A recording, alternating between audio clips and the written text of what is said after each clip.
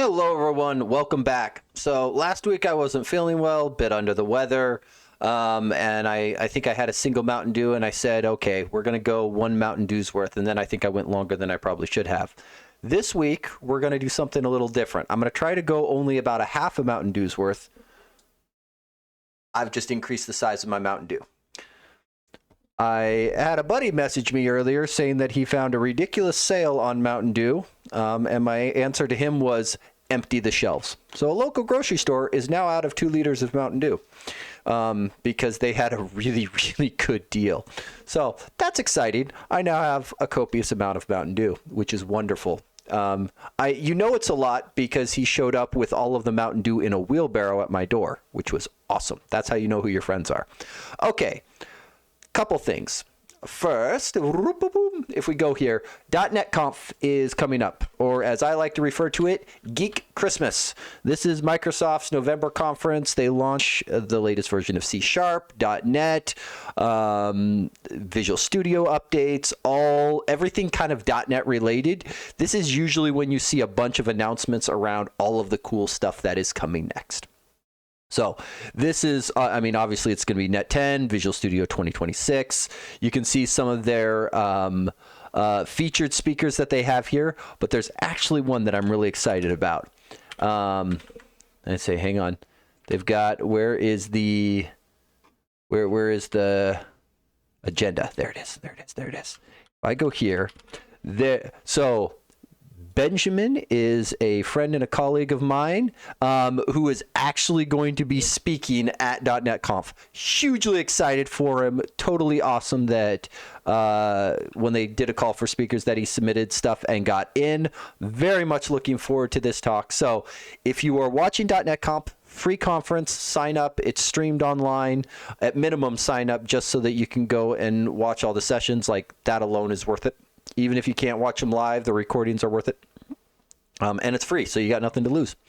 But this session here, November 13th, 12 p.m., i.e. lunchtime, at least if you're on Pacific Standard Time, it will be a great one.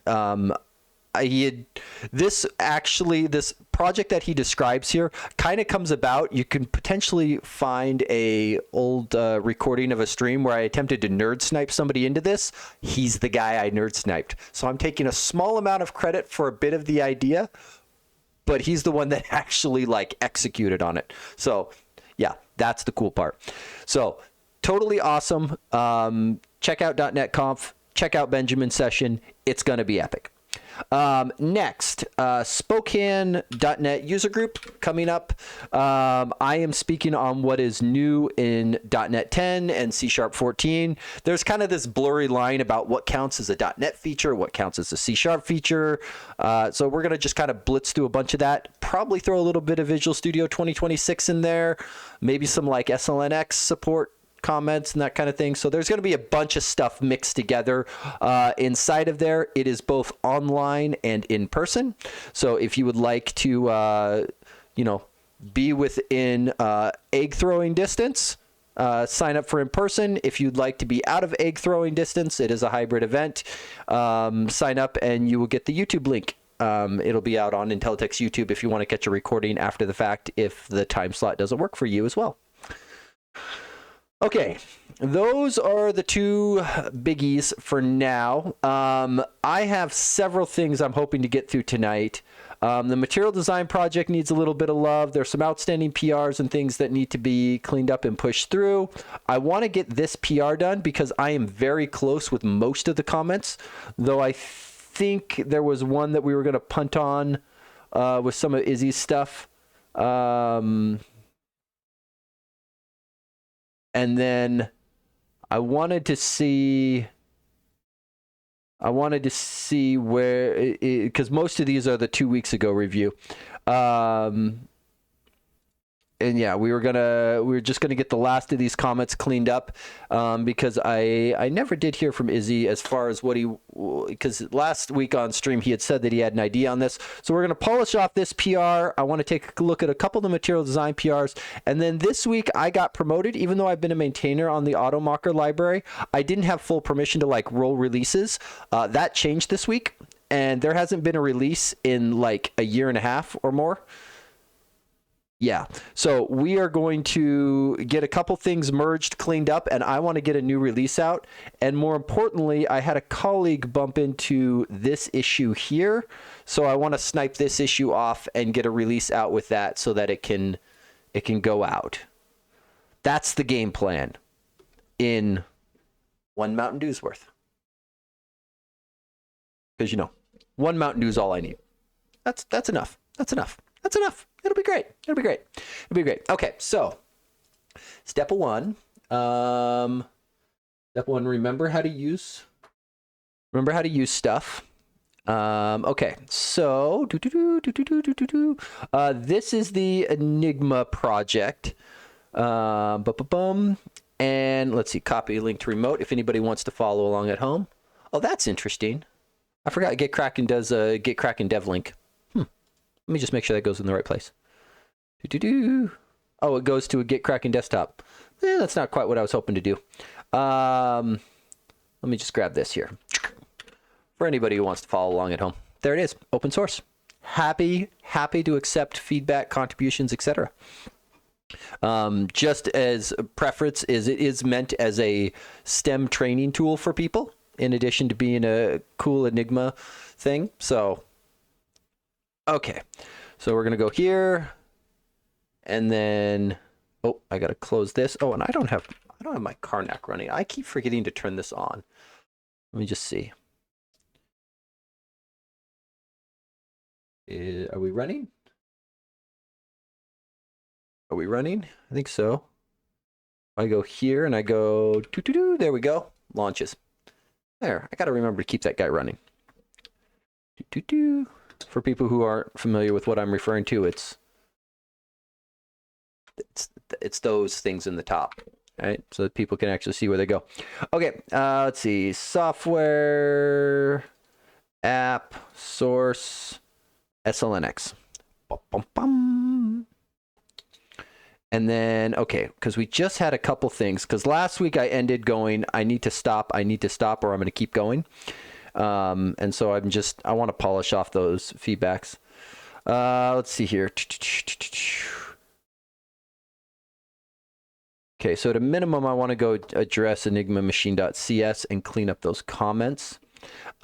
We are going to go through, so for people who are unaware, one of the coolest things that's coming in Visual Studio 2026, which is out now, if you want to go grab the build, it is a insider's build as its preview right now, but there's nothing stopping you from grabbing it. Insiders and preview on Visual Studio are effectively the same thing. They did a rename just to kind of bring some parity between it and VS Code, because VS Code had insiders, Visual Studio had preview, and they just wanted the terminology to match because that's functionally they were the same thing, right?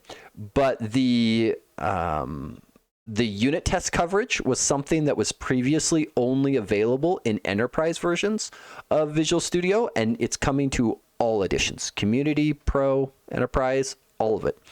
So that is something that alone, if you haven't been on an enterprise version of Visual Studio, is worth updating for.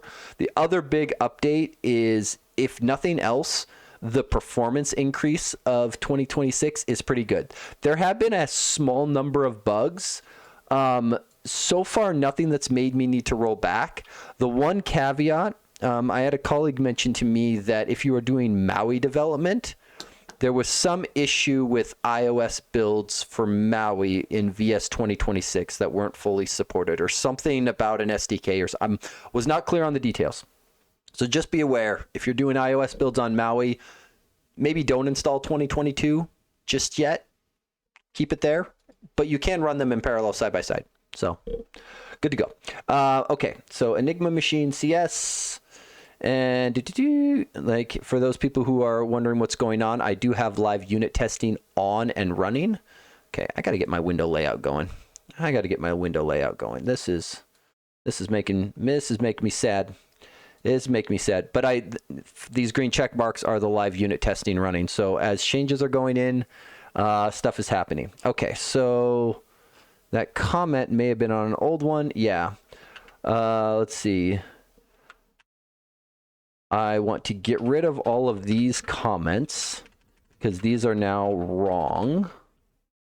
Because that's what we changed last week, is we got rid of the idea that rotors were all A to Z based, because the physical machine that we're building is not going to be related to that. It can support arbitrary. This is possibly part of the configure method. Yeah, I think we were going to punt. Would it be worth making these in enum? Absolutely. This sort of looks like it could be used to define the machine type. Yeah, and I think... Yeah. Again, this is likely something of a machine type definition. Yeah. Okay, not sure I like the name swap. This was, I think, the one that I was looking at before. I think we did this one last, if I remember right. That's where we ended. Plug board, and then remap is better. This is an easy rename. Boom. And then I just want to do a quick text-based search for swap to make sure, because I think it's going to exist in some unit test names. Yeah. So we're just going to change these guys up. Let's do here, and then let's see. I want to put a space in front of it because I think I just want to grab the ones where what starts that way. Oh. And then replace all. 3 occurrences. Great. And then change those out because I see that in the region. There's those 3 tests. That handles all those. Bippity boppity booyah. Thing compiles. Go here. Go here. Auto code the commit message for me. Get cracking because you are awesome. So for people who haven't grabbed it yet, and maybe I'll pause here real quick just to make a quick note on that. If we check out the release notes on Get Kraken, I'm going to skip 151. These are just some bug fixes and Electron updates. So huzzah. I will say, if you are on Mac OS, if you are experiencing performance problems, re-download the installer. The updater had a problem on Mac OS where some chipsets were getting degraded performance. If you re-download and reinstall, that has typically fixed most problems. But I wanted to highlight some of these performance ones in here for what Get Kraken actually did. So in these repositories, they were largely testing on the Linux kernel repository just as a sample for big ones. Now, depending on which repo you play with, I saw some people mention like the Chromium repo. It still was on the struggle bus on. So it is much faster for certain things, and I think it's important to separate what those things are. Things with large numbers of commits and things with large numbers of refs are a little bit different. And by refs, I mean branches, tags, those types of things. There's still some work to be done if there's large numbers of branches and refs, like in the order of 10,000. Right? If you hit the 5-digit mark, you still might be experiencing some performance degradation. It's better. And things with like 3,000 branches, much better, much faster, right? But things that have 10K or more, there's definitely some struggle bus. And again, less RAM use. They shared a couple details with some of the ambassadors, and I did ask permission before sharing this, so nobody panic.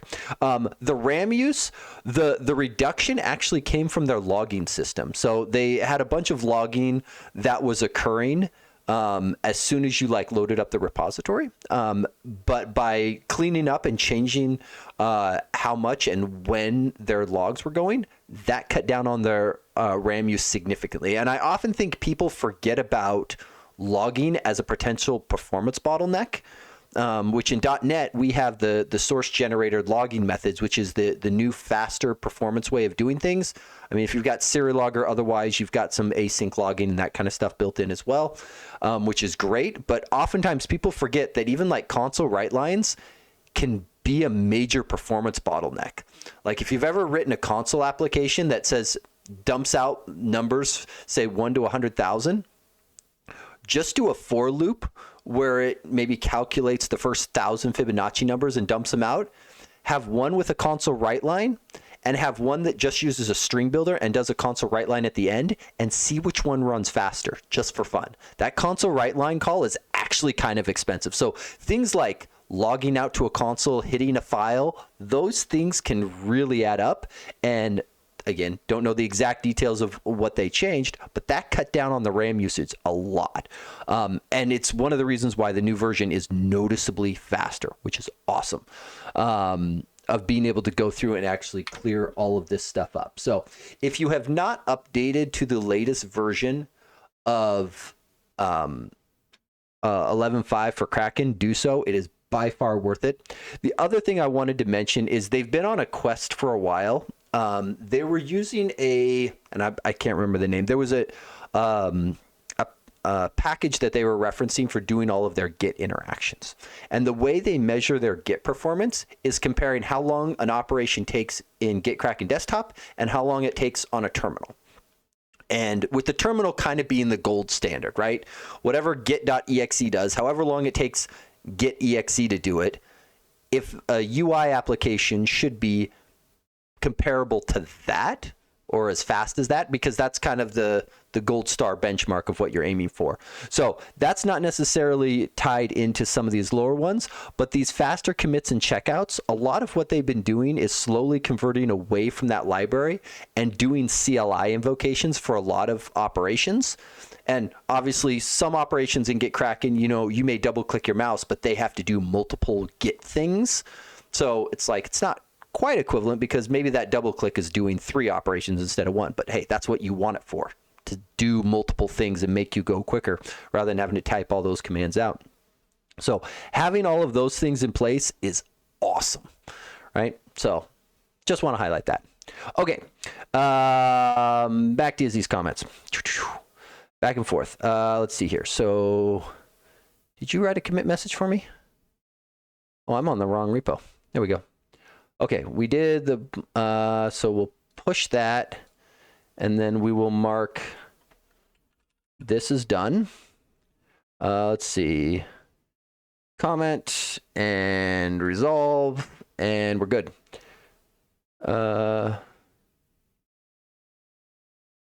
What? Didn't I literally just resolve that comment?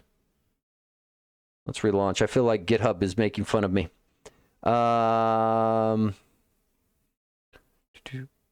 Okay, I want to load the hidden conversations because that's the whole point of doing this. Skipping, because those we're going to kind of punt. Okay. Okay, good. Because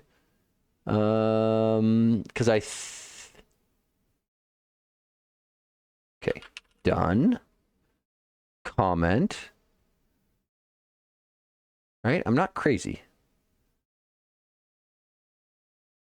Resolve conversation. I wonder if the push triggered a reload or something. Let's see.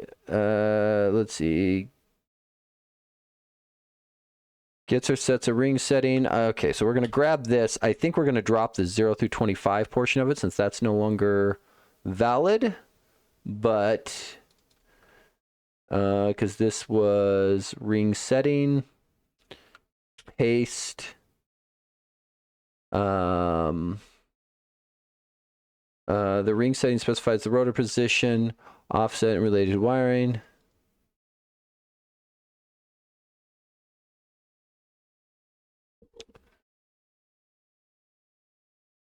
Yeah, I am noticing that there is something potentially weird if somebody calls this after the fact. I'm kind of, do we call this setter? I'm kind of tempted to make this setter private and force you in through the constructor. Let's see. Ring setting. This one is doing plus to adjust it. I don't know that it's true that it can only be set before use. This isn't actually accurate because you can change it after the fact. Now, it doesn't make sense. You've effectively redone your config, but it does still work. Okay. Do this. Stage, auto commit message, drink Mountain Dew. That is the wonderful thing about AI, is it is offered nice breakpoints where I can pause and take a drink. So we thank our AI overlords for that. Let's see. We will resolve this one. And then there's already offset.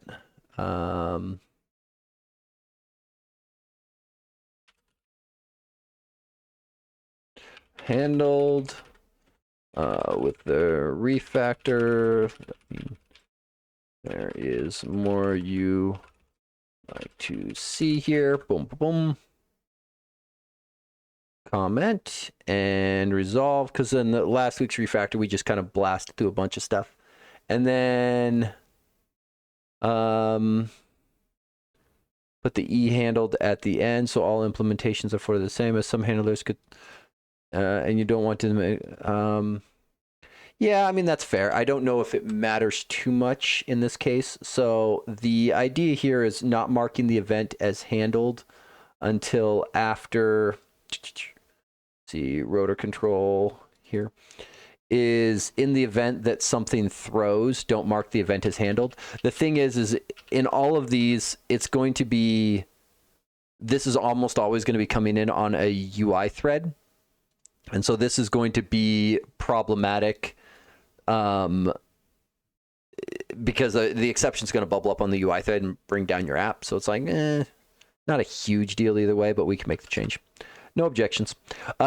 Just as a point of reference that's worth calling out, I usually subscribe to an idea that in a code review, it is if there is a suggestion made for a fix, it is the author's responsibility to either justify where the code change shouldn't be made, or implement it, right? Effectively saying that the reviewer wins ties, right? If two things are of equal weight, the reviewer wins and the author should make the change. That's just my opinion of how things should go.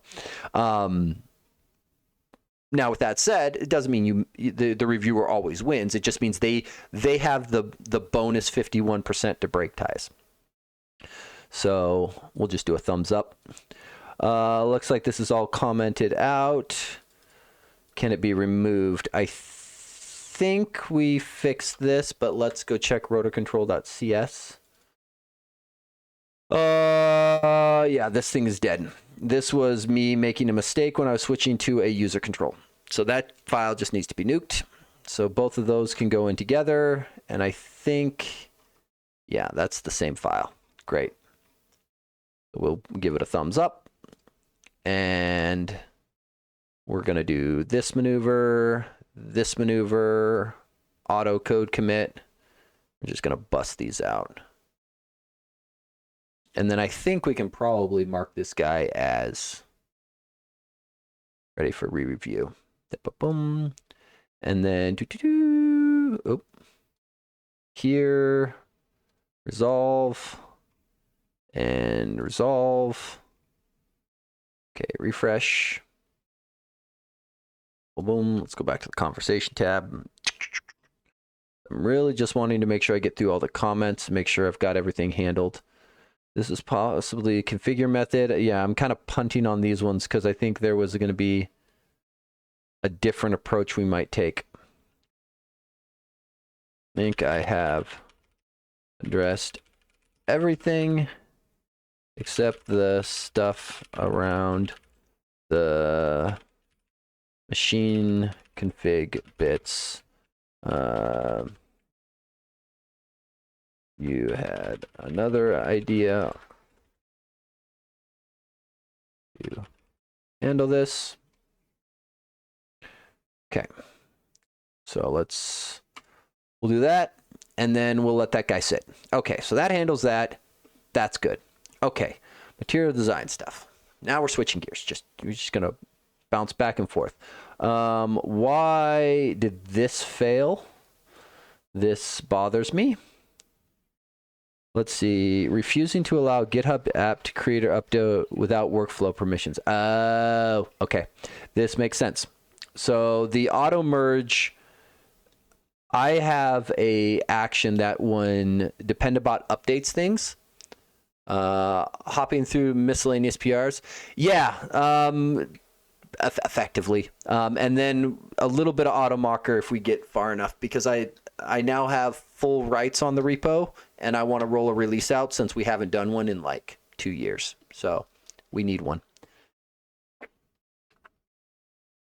So this one I'm just going to force through because I don't want to give this workflow permission to edit workflows. I think it's probably fine that it fails and requires me to bump these things through. So that's fine.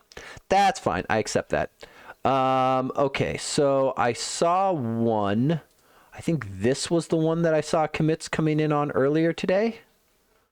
Is this what I saw 3 weeks ago, 11 hours ago? Yeah, this is probably the one I saw.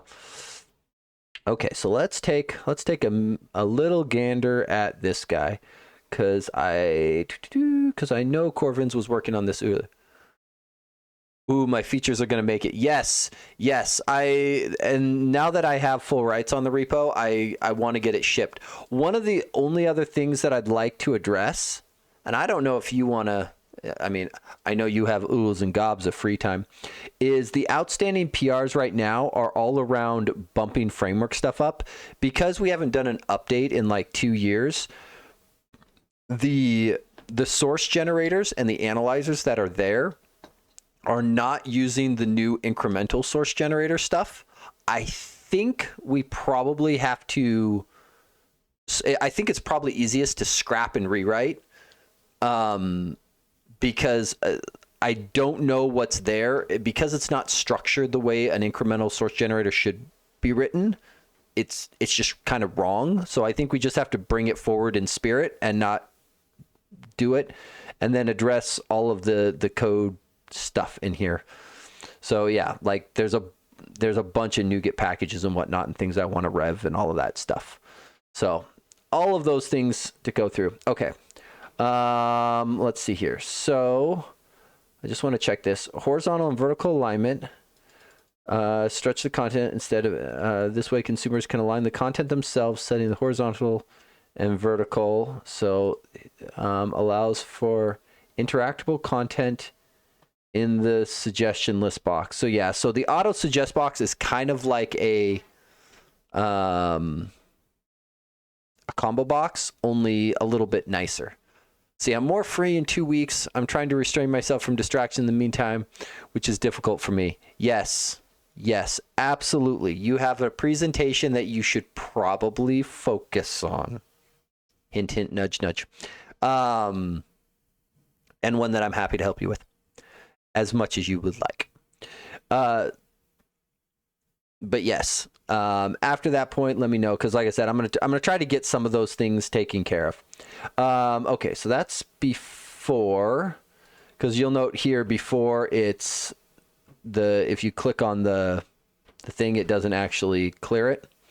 And then down here, I assume it's going to show the interaction with the thing. Yeah. So you'll note it drops an item out of the list. So effectively gives you that kind of functionality to be able to do. And then the other key thing to note is here in the alignment is these are now left aligned. And I think that was probably the key change. Yeah, because this is the alignment of the list box items. And is this in a milestone? This is not in a milestone. So let's fix that, because I think we're shipping this. Then let me put the issue along with it. The issue's already in there. Great. Okay. Let's take a look at the code, because I think we looked at most of this already. Okay, so where are we? Auto suggest box CS is interactive element. So what is interactive element mean? Button, base, or text box, or combo box, or hyperlink. Ooh, interesting. This is interesting. I am tempted to say that this should be protected virtual because I have a strong suspicion people are going to have alternate opinions on this. The use case that I'm thinking of is people wiring up a click handler to say a rectangle. I could see some or an image or otherwise. Copilot agent mode though is good at getting dependencies up. I've really liked it for upserving a bunch of dependent bots. I don't want to go through individually and fix minor fixes. I'm not sure I trust it for source generator rewrites. So I did try it on a source generator rewrite, like, boy, it might be close to a year ago now. And it did a crap job. Utter crap job.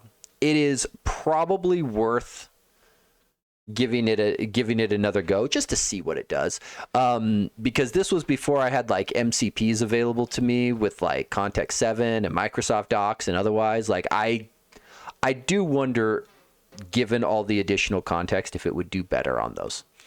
The other thing is I've now got multiple samples of better written source generators and analyzers that I can just poach from, because the stuff that it's doing is not complicated. It really isn't.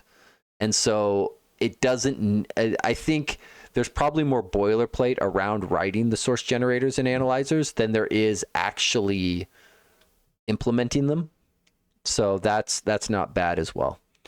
Okay, so this is probably okay, though I feel like I might push for a like, I don't know if I block this PR for it, but I may push for a follow-on for this. Because I suspect interactive is gonna need to be more than this.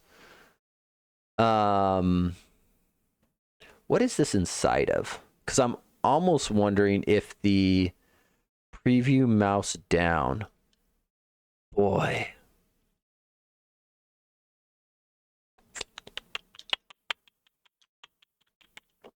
The other thing that I'm wondering, I'm wondering if we could put an attached or have an auto suggest box attached property called is interactive element, and then just decorate elements with that attached property. And then if you want an interactive element inside of the list box, you're responsible for decorating that appropriately. That might be cleaner, because then it's not tied to a specific type. It does mean to get interactivity, people have to know to go and set an attached property. I'm trying to decide if that makes sense, right? Because this is handling a bunch of the common cases, and I don't know how realistic it is. Like these four probably handle like the 90% case. Like that's probably 90%. I'm just worried about the other 10. I'm torn. I'm a little torn. I wish there was a way to set an attached property on the children dynamically without causing problems. Okay. This is in the sample, so I'm a little less concerned here because we're just going to launch it and look at it, because I care more about how that does. That looks like there's probably some using cleanup, but that's not a big deal. Let's see, MVVM Lite, all the things, which is awesome. We have all of these items contained. Great work here on leveraging newer .NET stuff. Very much like this. Mountain Dew, yes. Here, 1 second. I'm gonna go grab something. So let's see. There, a buddy of mine came through earlier today and sent me a message because he had found a deal on Mountain Dew. And then he showed up at my house with a wheelbarrow of Mountain Dew. That's how you know who your friends are, right there. When they show up with a wheelbarrow of Mountain Dew. Made me so happy. Made me very, very, very happy. Should I have that much Mountain Dew? Probably not. Do I? Yes. Yeah, good item to add to your list. They know how to influence the reviewer to get a PR through. That is true. That is very true. And I like the UI test here. And I know the delay, like normally delay is horrible, but in this case, the delay is for the animation. And that's one of the things in WPF that's hard to do is know when an animation has finished. You have to wire up on the storyboard itself. And in order to do that requires digging through, and it's much easier to just do this. So there's a handful of tests where we've kind of just slapped these delays in, because this is the delay on the pop-up with the list box opening. This is on clicking the button to close it, verify the assert. That all looks pretty good to me. Okay. So the question then I have is, why did the pipeline fail it? What was wrong? What failed here? What failed here? Okay. I thought I had if I go here and I just scroll down, I can just scroll. Okay. Benjamin, you might know this. Is there a way, because I have the output for GitHub on my tests. Is there a clean way? I don't care about tests that have a status of skipped. I would like to just not show them at all, because I've got a handful of tests that are auto-generated that are only meant for manual run after running a local CLI tool. But they clutter my output so much because there's 682 of them compared to my 396 normal tests. So it would be nice if there was a way to not include those. And I don't know how to write a filter to say not skipped. Does not select or close pop-up. Failed. Okay, so it's actually the new test that failed. Let's see. Assert expected third item count to be equal to 1, but found 0. Okay, so let's grab this guy here. And let's take a look.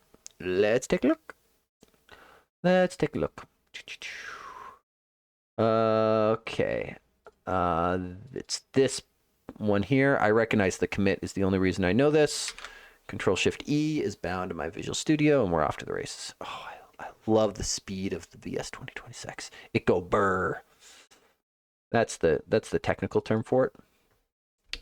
I am thinking as well that after .NET 10 drops, I am probably going to upgrade the solution file to an SLNX.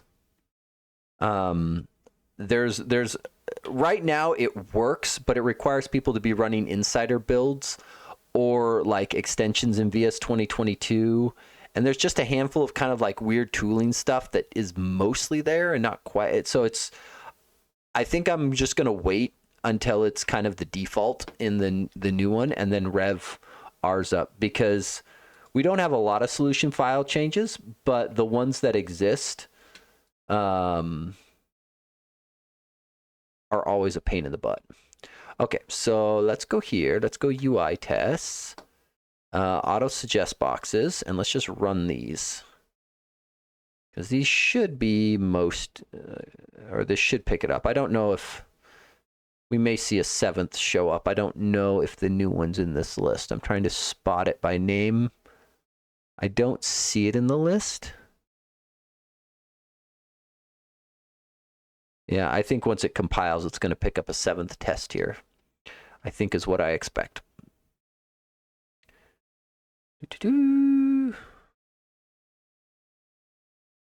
Yeah, there's the 7th. See, and then it's going to only run the 6th. Dang nabbit. Okay, hands up. not touching, no touchy mouse, because XAML test drives the actual mouse. It doesn't do simulated input, which means if you touch your mouse mid-run, it absolutely will mess it up. Okay, let's run this thing here. Okay, well, good news, it replicates, so that makes it easier. That makes it easier. Let's just take a little gander here. So get is suggestions open, expected to be true, but found false. So let's go here. What line number is this on? 230. Oh, that's the test line number. Where's the assert failure line? Huh. Am I crazy? I thought the assert failures would show line numbers. Maybe I'm getting X units output confused.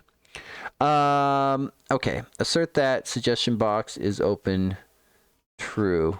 It's not further down, is it? Nope. Okay. This guy here. Assert that get a suggestion box is open true. Because the idea is we are popping open the interactive list box. We are grabbing the pop-up, the suggestion list box, and then we are clicking on a button inside. This thing is grabbing a button, moving cursor to. So I kind of want to do await task delay. I don't know. I want to. So in theory, move cursor to shouldn't be necessary. It shouldn't be necessary because left click is going to do the same thing. It like left click combines a move cursor, a left mouse button down, a left mouse button up, and there's a slight delay in there. Right? So let's run this guy here with the delay in there and just take a little look. Because I'm not sure if this is maybe a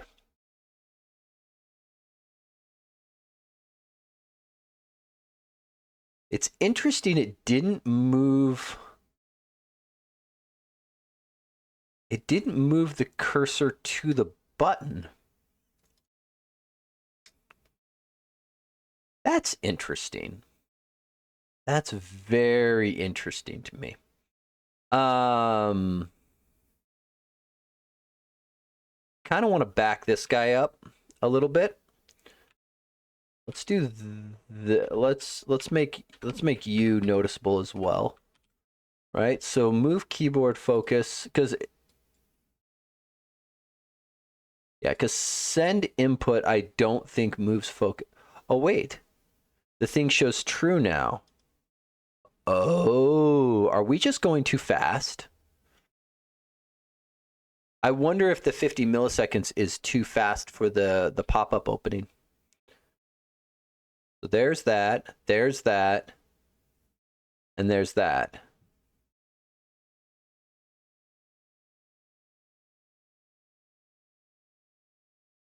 And I'm actually surprised that get is suggestions open is expected to be true here.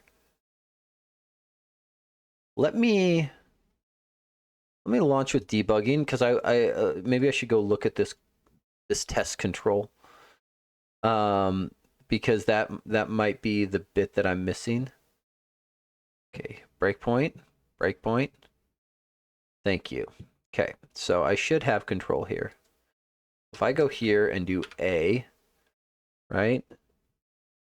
Bananas, beans, what are the pluses supposed to do? So if I click here, goes bananas, right? Goes bananas, pun intended, right? Apples plus. So clicking these buttons should increment the counts. So it's expected to stay open. So why? Oh, interesting. Okay, so that makes more sense.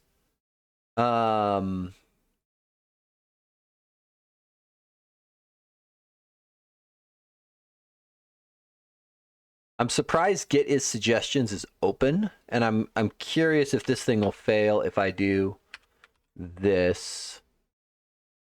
Because it's clearly finding the button. I'm wondering if the left click is not triggering the preview mouse down event. That would be a very interesting bug if that were the case, because that would be inside of XAML test, because I trigger a mouse click. Yeah, this is X unit. Sorry, no, this is T unit. There's the button. Okay, so that worked just fine. That worked just fine. I am going to posit that what needs to happen is this. And we don't need any of this. Left click. And I want to give this guy a bit of a delay as well. Only because I don't want this test accidentally passing, because suggestions is open is true, but the animation is closing in. I think just delaying this thing, because I'm wondering if it's failing due to the fact that the because I think the animation is 300 milliseconds. Oh, stand by. Unless you want to take care of that one, Benjamin. You can time them out or ban them. It's up to you. Let's see here. My dashboard open. I'm going.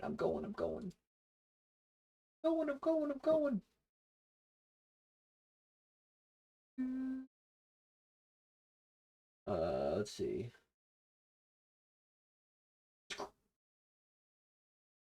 There we go. Bring. Okay. Beat me to it. Yeah. See? Got it. You gotta be quick on the draw. At some point I want to make a little thingy for that.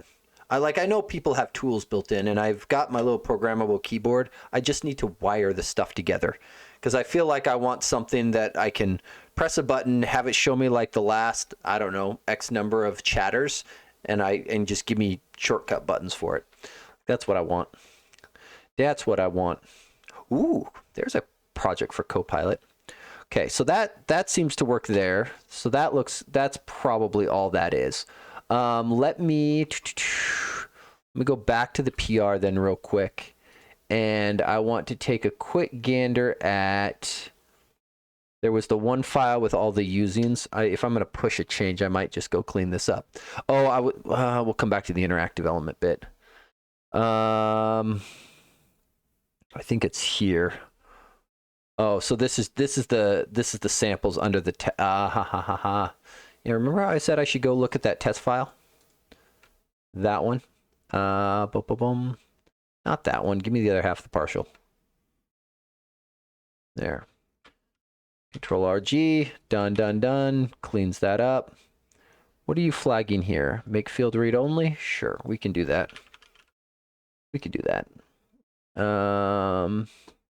Anything else you want to flag? Collection.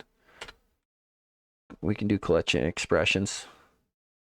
We're not. This one wants it to be an expression-bodied member. I do not do expression-bodied members when I have these pound ifs in here. That's no bueno. It just makes it look ugly, in my humble opinion. Okay, so that cleans that up.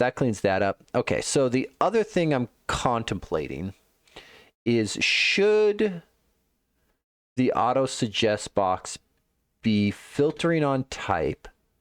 Because at a minimum, I feel like people are going to need some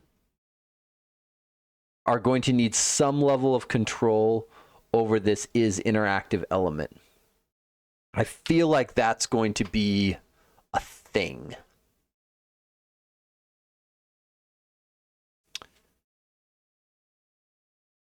I'm thinking what we might do, maybe we do both.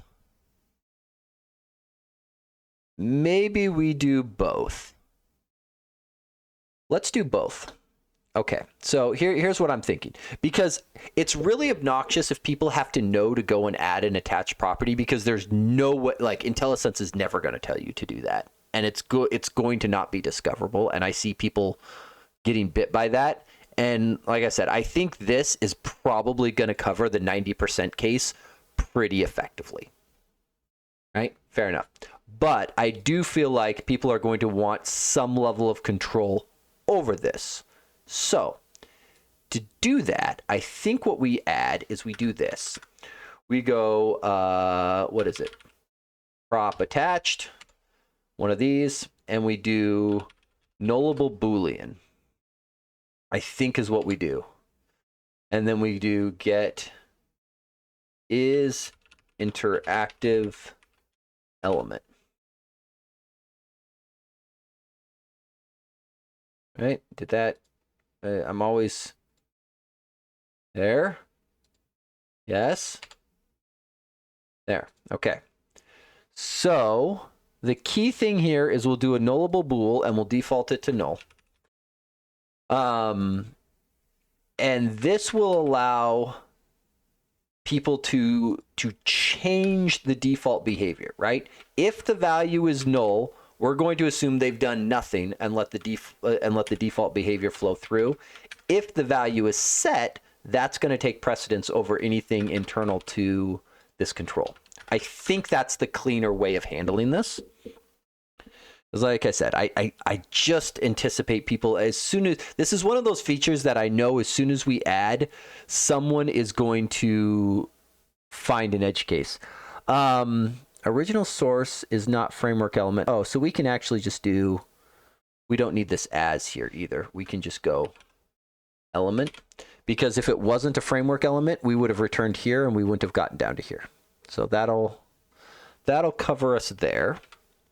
So let's go here. If element is not null, let's see. If get is interactive element is bool, right? So if this is set, right? If it's non-null, we'll let this flow through. Else, we will do the check. Otherwise, we'll walk our way up the tree. Right? And I think we might even have a helper for this. Element, get, I think it's visual ancestry. I think this is ours. Let me check.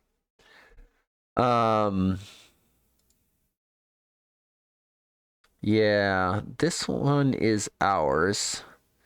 Is this a better one to use? I think this is what we want.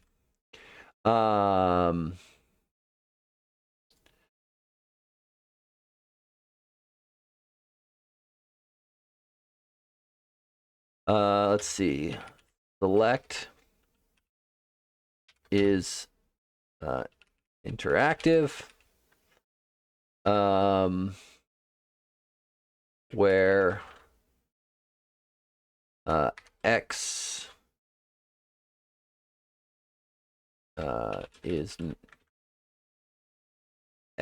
is not null.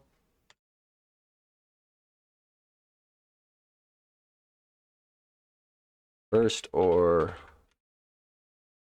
default. Default is false. I'll make this make sense here in just a moment. Let's see. Static bool is interactive. I know you. I saw you doing it, Copilot. Oh dear heavens, Copilot! This is a horrible implementation. Let's see. Let's see where X is not null. First or default. False. And then we can just do a return statement there. Right, so that'll cut that all out. Let that flow all the way through. And then what we would like to do we would like to do this is our implementation here. Turn null. Rename this guy to element. And then we put the I back in that I poorly cut off. There we go. So a little linky. So gets the visual ancestry. Convert each element in the visual ancestry to a nullable Boolean, where the nullable Boolean will be either the attached property set value if it's non-null, otherwise some common default behavior to handle some special cases. Otherwise, return null. Find the first value where it's not null, so it'll stop going up the visual hierarchy as soon as it finds something. Otherwise, if it reaches the top, it goes false. Right? And actually, I think we want to stop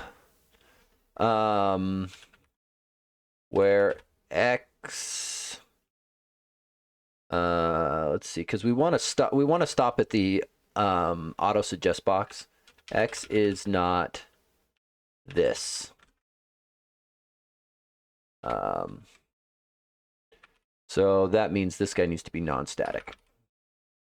Okay, because I don't want to iterate up past, because that was one of the issues with the old one too, is it could potentially iterate past itself, and we never really want to go past ourselves. There's no point in iterating through there. There we go. Okay, that should be pretty close. Let's just make sure we haven't broken anything here.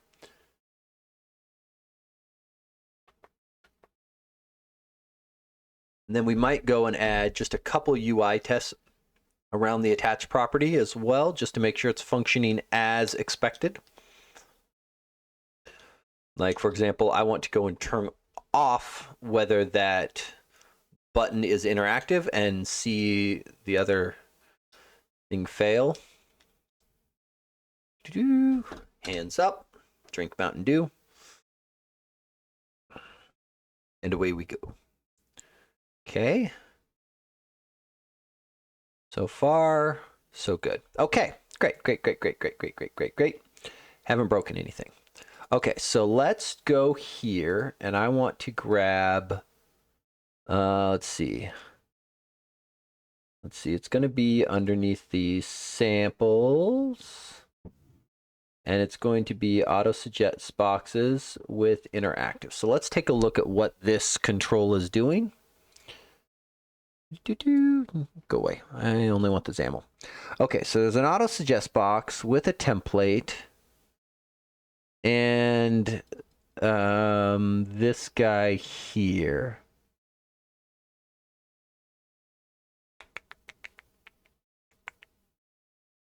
Okay. I think what I want to do is give myself effectively the same test. Let's just grab this for a moment. Let's grab this because we're going to beat this into submission for a moment. Let's see here. Clicking button in non-interactive. How about clicking button forcing non-interactive, and then our expectation selects item and closes pop-up. Okay, so that's what we want to do, and then we want to grab the button itself, and then I want to do button dot set. Does SAML test do attached properties? I don't remember. Let me look. So XAML test has a source generator. I'm trying to remember where I set it up.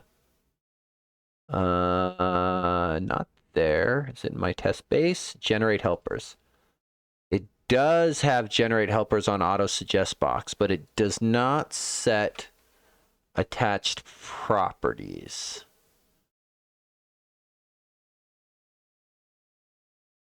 Got it. Okay.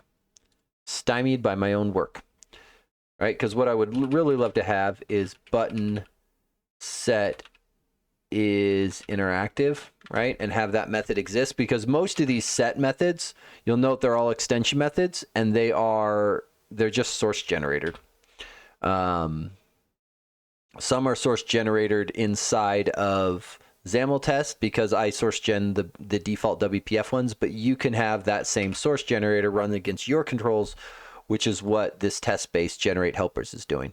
It's just running the same source generator that XAML test runs on its library with the default WPF controls, and source genning in the same extensions for your controls, adding in whatever you want there as well. So all of our kind of custom ones, we gen stuff in. But let's see, what is my callback? It's something like in remote invoke or remote execute. There we go. Let's see, button. So this is the dirty secret. Is XAML test has a backdoor that's intentionally there as a fallback for when you want to do something that there's not an exposed member for. Remote execute takes the generated Lambda function and runs it inside of the context of the generated WPF app. So even though this Lambda is inside my test project, it's never going to execute inside my test project. It's only going to execute inside of the remote app. So it's a way for me to then go through and tweak this, right? And then we want to assert is false, and then get selected index, and then I want it is equal to 2, and I don't want to assert on this view model property, right? Oh, that's the other thing, is this needs to be static. And then we'll do this. This should now pass as well, because this should now demonstrate that we can have a button that would normally default to interactive and then goes through and changes. And then what I want to do is I want to change the text field that's in it. Ooh, failed. What failed? Cannot execute non-static delegates. Oh, that's right. I forgot. This is dumb. This is dumb. So this is not a bug with XAML test, right? Cannot execute non-static delegates remotely, right? In order to get the function to invoke, the problem is this does not generate a static function. Despite that, this is not a static function. This is a static lambda, which just prevents capturing. It does not actually, it's not the same as this. Static void set is interactive, or set non-interactive. Yeah, we'll do that. And then we will do set non-interactive. That is a static function. I know. Dumb.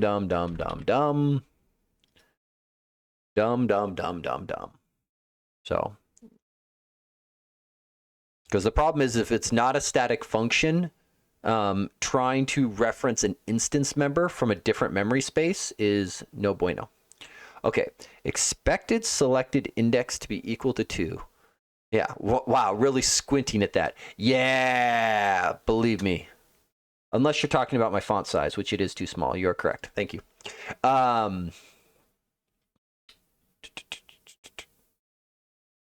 Expected to. Interesting. Selected index. Why did it not select the element?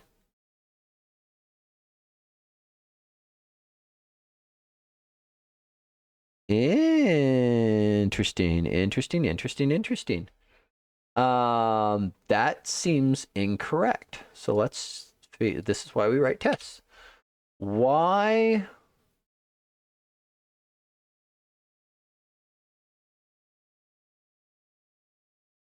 We don't set selected index. Commit value. Do we not really set selected index and only set selected item? Oh. That would be very... Okay, hold on. Selected index. We don't set selected index. Izzy, Merry Christmas. Merry Christmas. The Enigma app PR. I believe I have now resolved all of your feedback aside from the machine config stuff. Last week you said you had an idea on it. I don't know. Do you want to hold the PR until we implement whatever said idea is, or do you want to let it go through? Because I think that building up of the machine is probably, that whole function is probably going to die in favor of something a bit more dynamic and or whatever idea you had. So we don't ever set selected index on an auto suggest box. Wait a minute. Wait a minute. This derives from text box. Oh, this is a bad test. This is a bad test, isn't it? Because a text box doesn't have... Wait a minute. I am confused. Text box doesn't have a selected index. It's not a selector. So what huh? I'm confused. I am confused. Let's see. Selected index. Where the heck is that coming from? Get selected index. Oh, this is the selected index on the list box. Let's see. Happy to ignore those comments for now. We'll review and approve when I get my laptop in the office. Cool. Yeah, and if you've got feedback, just throw it back on there and I'm happy to address. So, I'm thinking the base library might be good or close enough for a V1, and then we can pivot gears and start focusing a bit more on UI bits. So I'm thinking that might be what we do. Because I think I want to play around with my colleague who was talking to me about monogame. I don't know enough to know what a good answer is, and I feel like I need to just try it and play around with it to understand the limitations he was mentioning. I'm not sure are limitations I care about, and so we'll see. It may just be like there's not a lot of like asset loading and that kind of thing. I'm like, I don't know that I care, so we'll see how it goes. Okay, this get selected index is on the list box that's contained inside of it. Oh, this is not relevant because this list box is being closed because the pop-up is going away. This is a bad test in here. This assert is good up here because we know that the pop-up is still open. So the list box hasn't been disposed of. Okay, so this should now pass because I just deleted the assert that was failing. And it was the last assert in the test. So this should be a pass.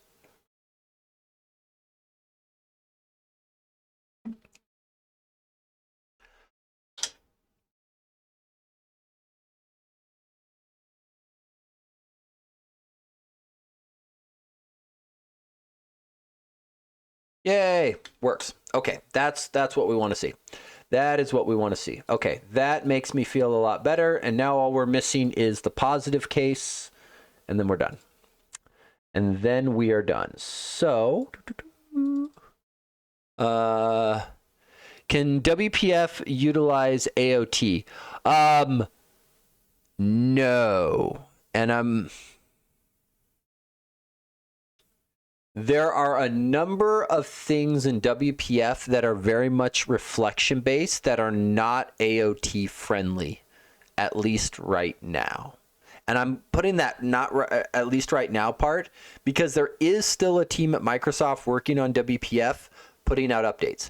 Admittedly, it's a small team, and if you look at their progress on GitHub, it's slower because, it's a tiny team doing this, but they like WPF is still being actively maintained and worked on. So I wouldn't put it out of the running, but I think there's a lot more stuff that are more likely to get done first. Like they don't want to break back compat of anything because there's way too much WPF code in the wild. And so anything that would be a major back compat break is like off the table. Because the argument is, hey, if you want a more modernized thing, that's what we made WinUI 3 for, right? But there are a number of things around like performance and generics and things that I think that they could improve without breaking back compat. And so I suspect a little bit more in that front is more likely, because at least they've been keeping it up to date, trying to update like some of the newer DPI stuff, some font related things. They did some updates to support some of the newer Windows theming stuff, which was nice. So there's some things that are still coming to it.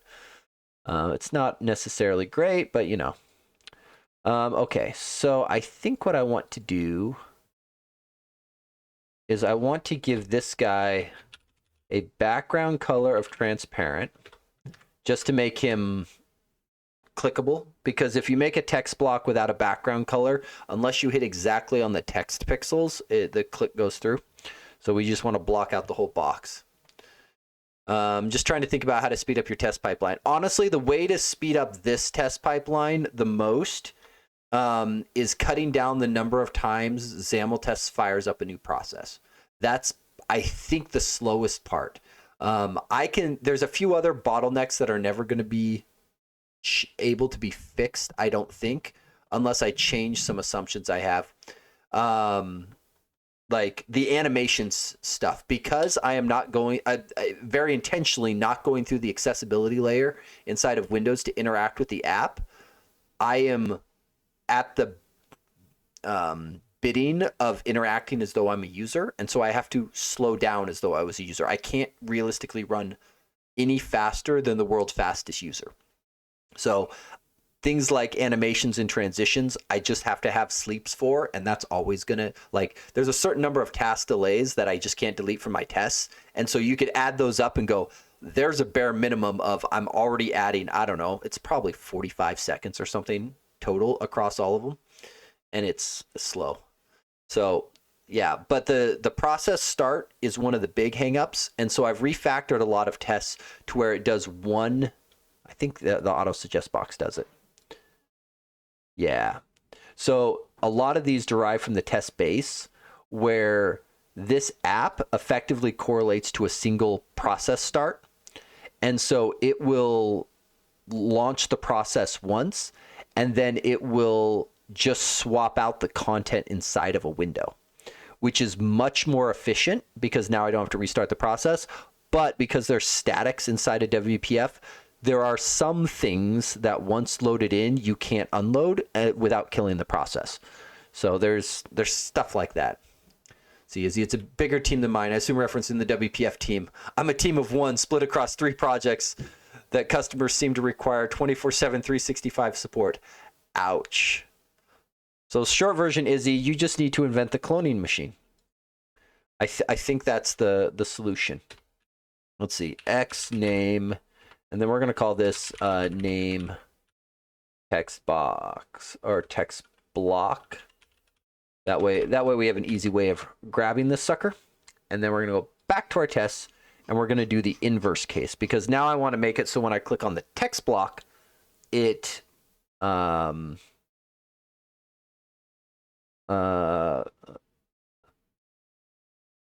let's see. Oh, no, I actually want to do, well, I guess I do want the first test actually as my starting point.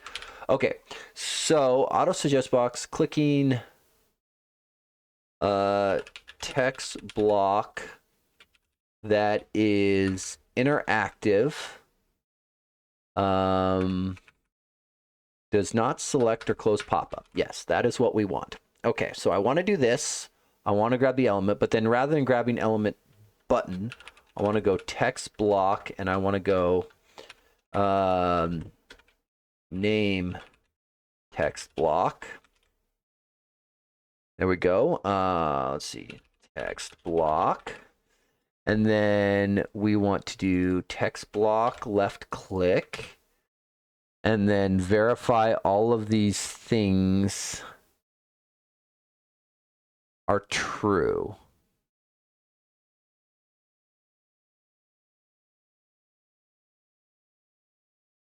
I don't think we need to assert on the view model because this is verifying that the button click does a thing. I think in this case, I'm happy with this. Yeah, I think I'm happy with this. Because really, I just want to verify that we're cutting out, that we're short-circuiting that preview mouse down event properly. Oh, wait a minute. This isn't going to work. I didn't set the attached property. Duh. Okay, so I need this bit of code here. And I need to do this. And we want to call it set interactive, not non-interactive. We want to go true, and we want to go text block. Let's see, and then rename text block. And then we want to do text block set interactive. There, now it should work. Run test. The name of the phone, say, oh, thank you, C# boy. That's gonna break my test runner.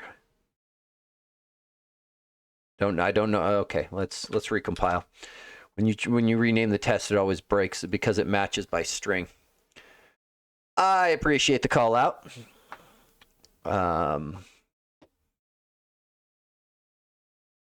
Let's see. Have already been made to choose a winner for next week, so went with the option where the hotel has a gym and a pool. Excellent. Izzy, am I allowed to announce what next week is? I haven't said anything about it because I was holding off. Should I say something? I'll leave it up to you. Okay, run test, and then let's see how this goes.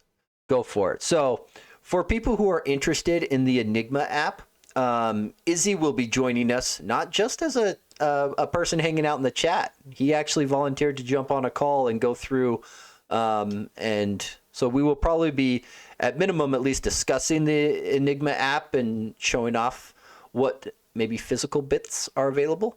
There's some cool pictures that I got sent that I was going to save and show then. So if you are interested in Avalonia and Enigma and what we are building there, come next week. It's going to be cool.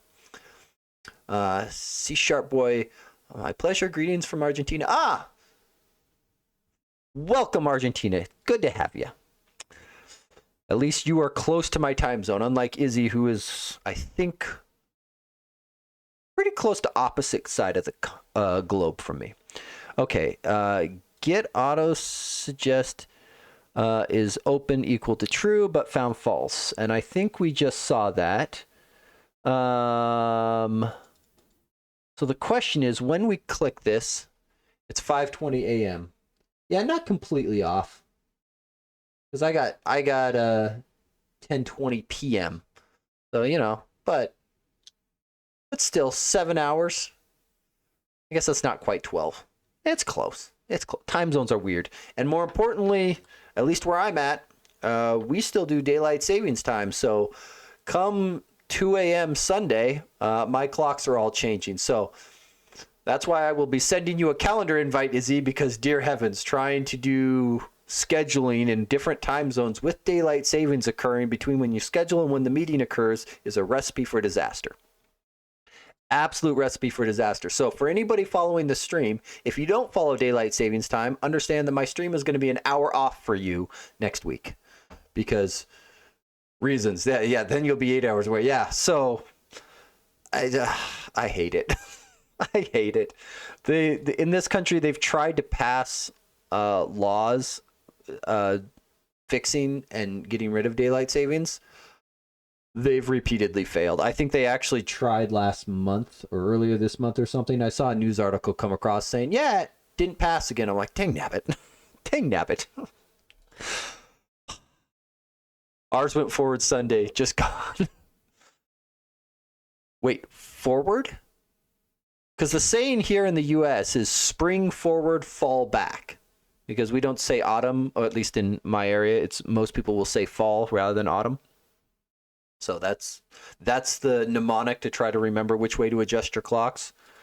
Even though most clocks nowadays just auto switch, right? Like, I think there's only, I don't know, 4 clocks left in my house that don't, like, because everything's computers and smartphones and all that. Like, they all just magically work. I don't have to worry about futzing with my alarm. Like, my phone's gonna ring at the right time in the morning. It'll be okay. I think what I want to do is I want to grab this guy here.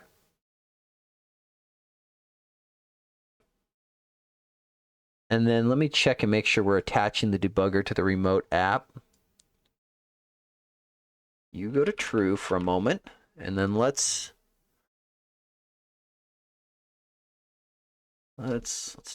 do this.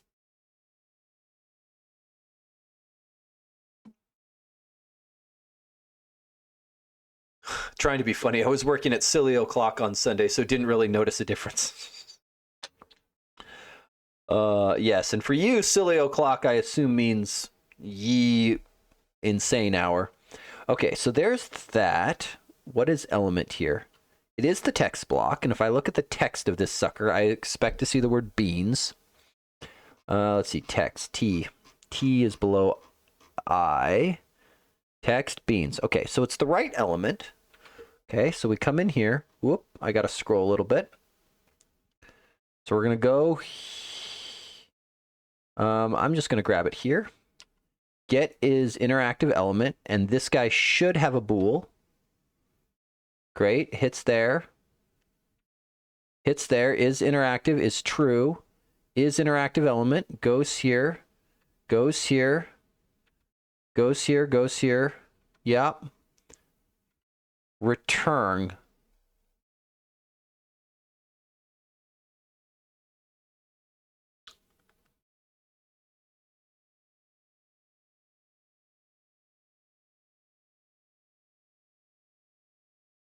Okay, so what is actually closing the auto suggest box then?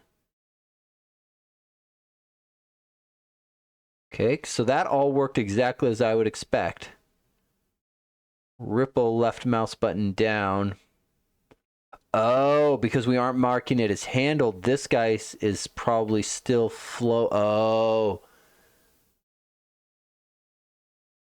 Ooh. Yeah, so silly o'clock is anything from 2300 to 0600 start time up to anything from 1600 to 20. Yeah. It always sounds weird to me say 2000 hours. I believe that's the proper way to say it, but okay. I was like, why is that not going away? So I think the issue here is if it's an interactive element, well, I don't want to mark it as handled because I still need the click to go through. Let's see. Let's see, Benjamin, subtle. So I think I know about your skip test. Oh, I wasn't trying to nerd snipe you. I was just asking. Let's see. So let's see. So I'm using the GitHub Actions test logger. Yep. Or so you think. It by default doesn't show skip tests. So that would be a bug. And in addition, it isn't working perfectly with MTP yet. So maybe it's that.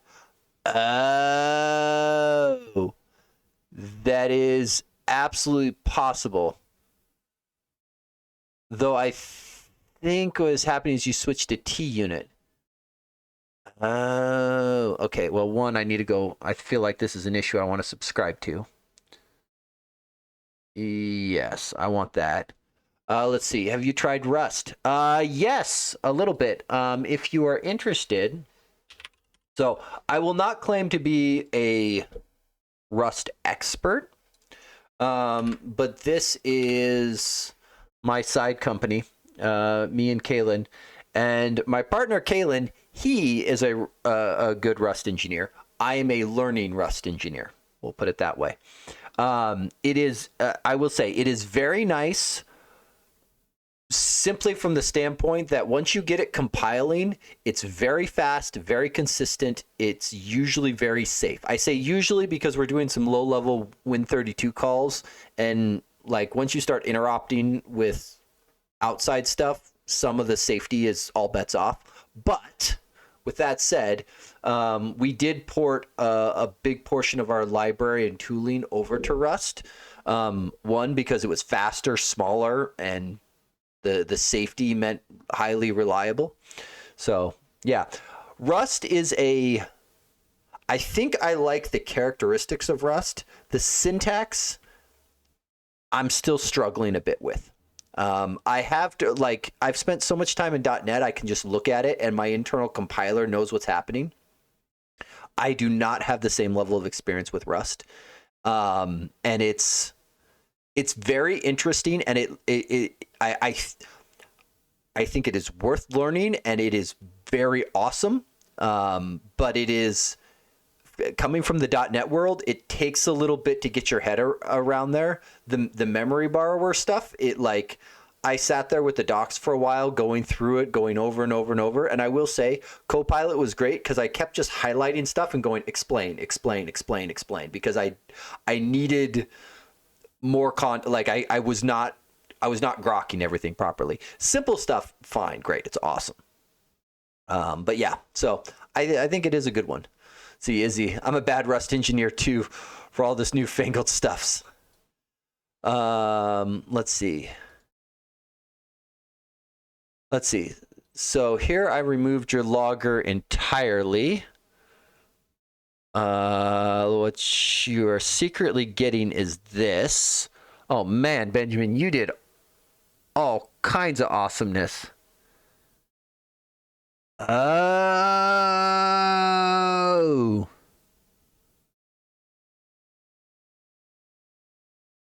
Oh, you're right.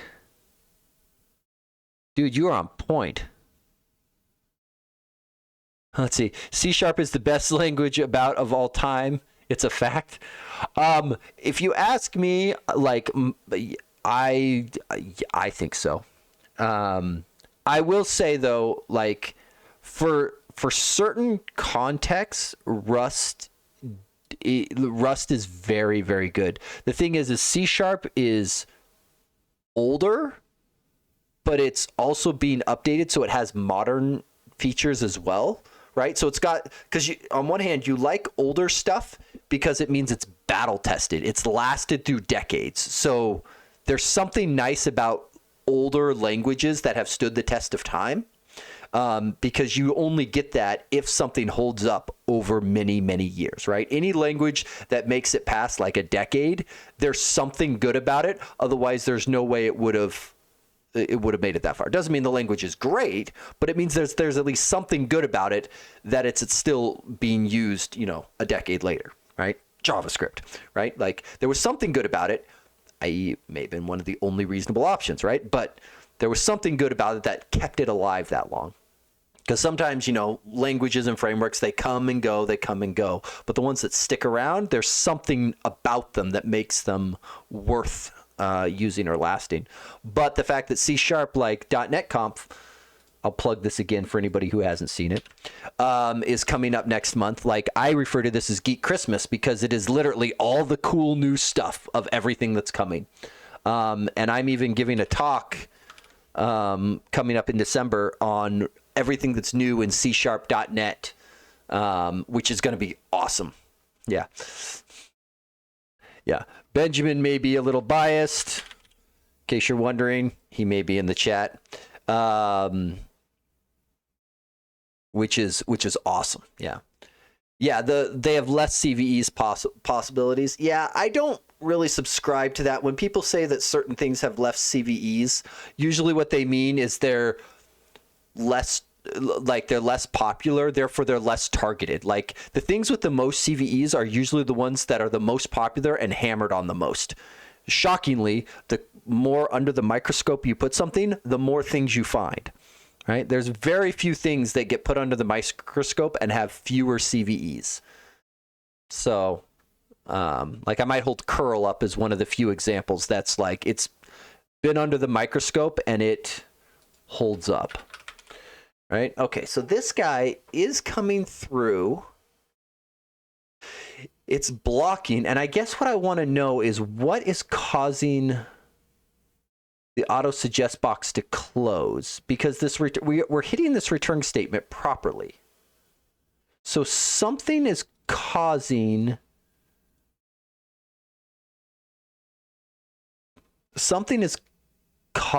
this thing to close, and I don't know what.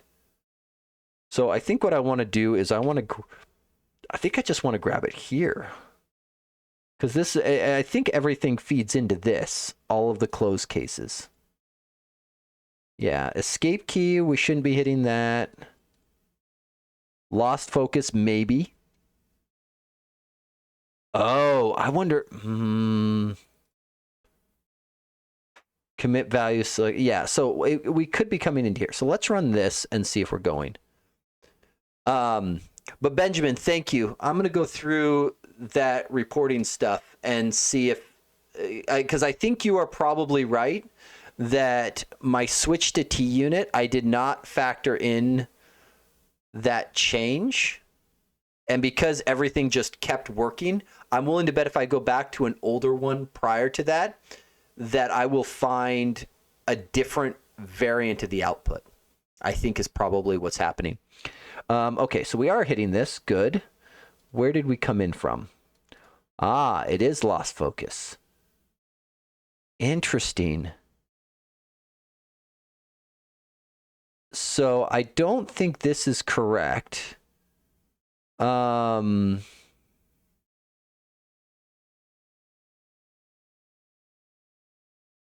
see.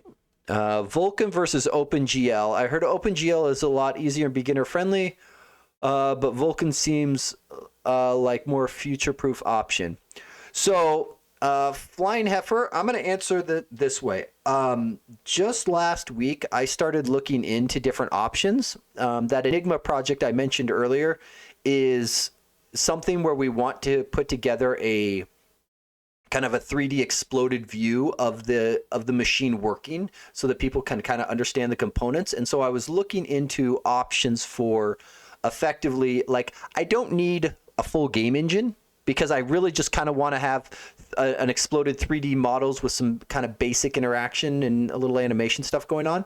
So I say I don't need a full thing, but I don't know what I don't know. I'm not a game engineer.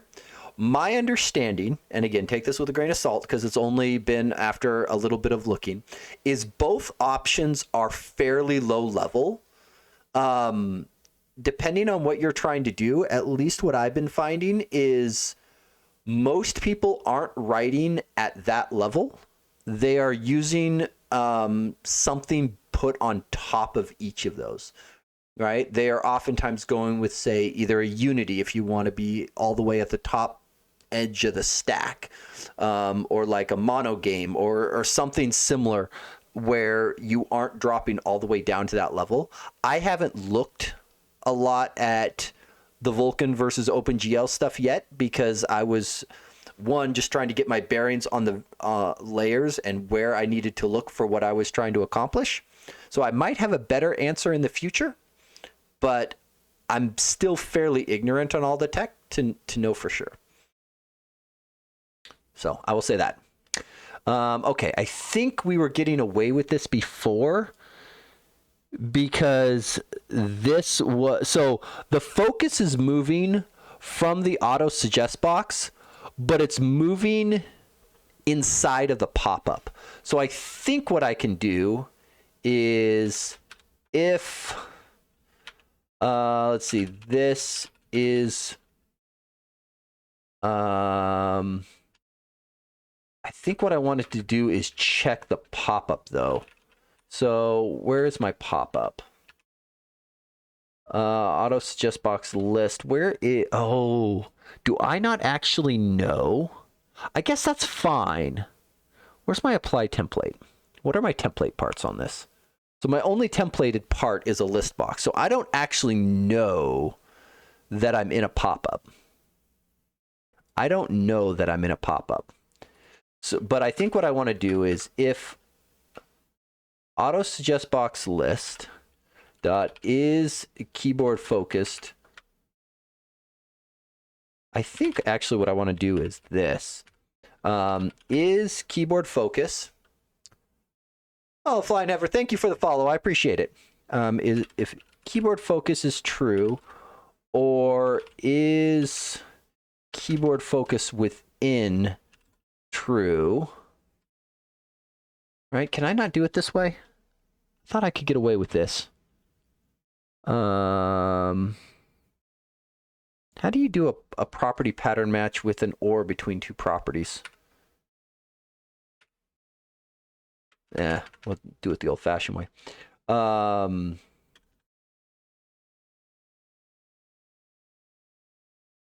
Let's see. List. Hey, don't help me, Copilot. That was not helpful. List dot. Let's see. Or list dot. And then we need parens, otherwise we run into the or and problem. There we go. All right, so this is a null check and a pattern match into a local variable. If it's here, we return and we don't close our pop-up. So I suspect, because I've got the breakpoint in here still, right? Now I should not hit my breakpoint. That is my assertion. Run test. Drink Mountain Dew. The drinking Mountain Dew part is essential for making sure that you have appropriate amounts of cognitive ability to read the results of your test. Okay, there we go. There we go. We did not hit that. Selected index to not be equal to 2. Oh, that's just incorrect. Should not select the item. No, I think in this case, because the interactive element that we've set is a text block, the only way we would expect this to not go through is if the element itself handled the click, which a text block is not. So we are... the list box item should select because the text block does not handle the click. Okay, so we're gonna just put this up here because that's kind of a long line. And actually, let's bring this. We'll do it like that. There. Now we should pass. So without debugging, hands up. No touchy keyboard or mouse. Let the test run. And then I think this will be a much cleaner.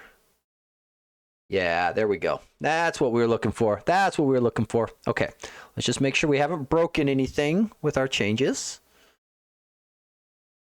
At least this will guarantee that we haven't regressed anything, which is what we're going for. I have to say, I do love my UI test library for this. Like when I took over the material design project initially, there was no good way to do these types of tests. And it meant that there was a couple releases where things accidentally broke.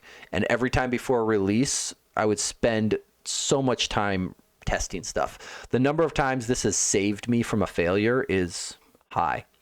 Okay, so there's all that. There's all that. We go here. We go here. We go Gemini, write me a commit message. We go, thank you, get cracking. So when should I plan for 532? At present, Izzy, I'm thinking this might be a Christmas present. Ballpark, maybe. I've got a couple of my own apps that I want to update to 531.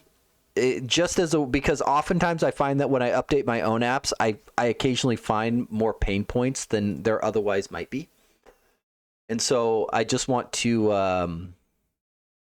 I kind of want to go through those just as a way of making sure that I've covered everything, or at least that I've at least seen the pain points myself. Let's see. We already looked at that one. We looked at that one. We looked at that one. We wrote those tests. Submit review. Approve. Send it. Time to cancel holiday then. Don't cancel the holiday. I can submit it after the holiday. I do tend to take some vacation time around, the Christmas, New Year's time, often that week, like end of December into January. And I've learned I like taking January 2nd off, sometimes January 3rd, depends where it lands. It's just there's something nice about having 1 or 2 extra days. Let's see, confirm auto merge squash. We'll let that guy rock and roll. Okay, so that gets that guy going.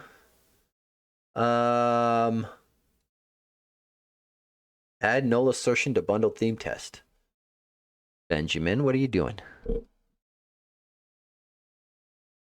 Oh, got it. Include skip test false.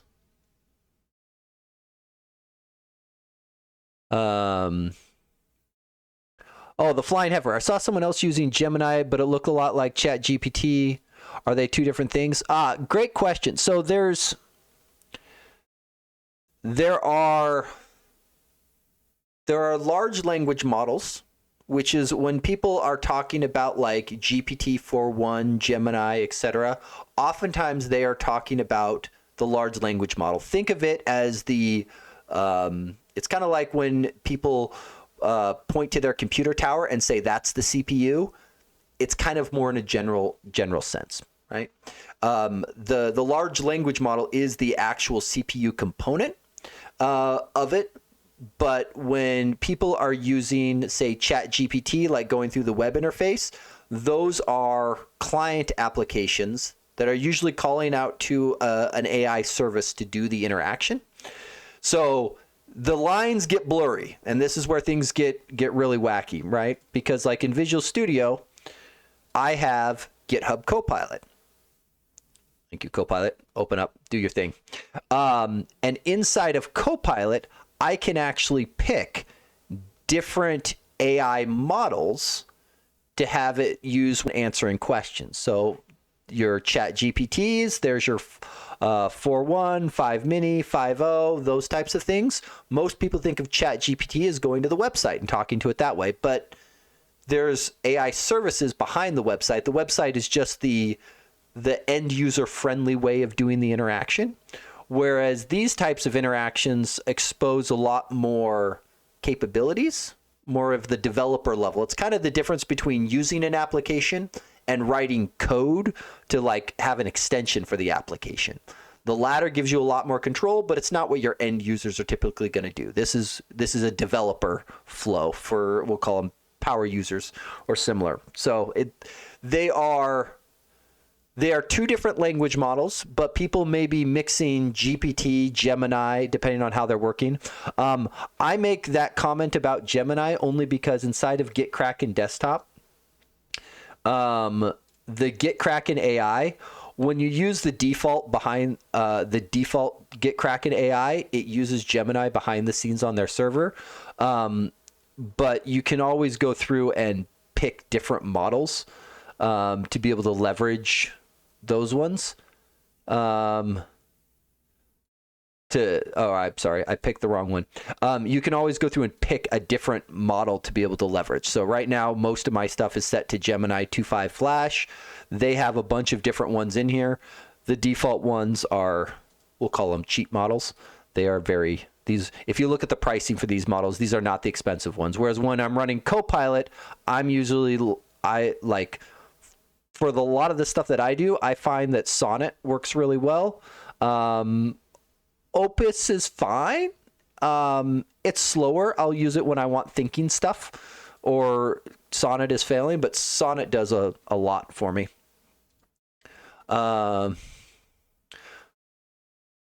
Let's see here. You can ask that it was me testing the logger. Oh, no problem, Benjamin. It's fine leaving it there. I just saw it.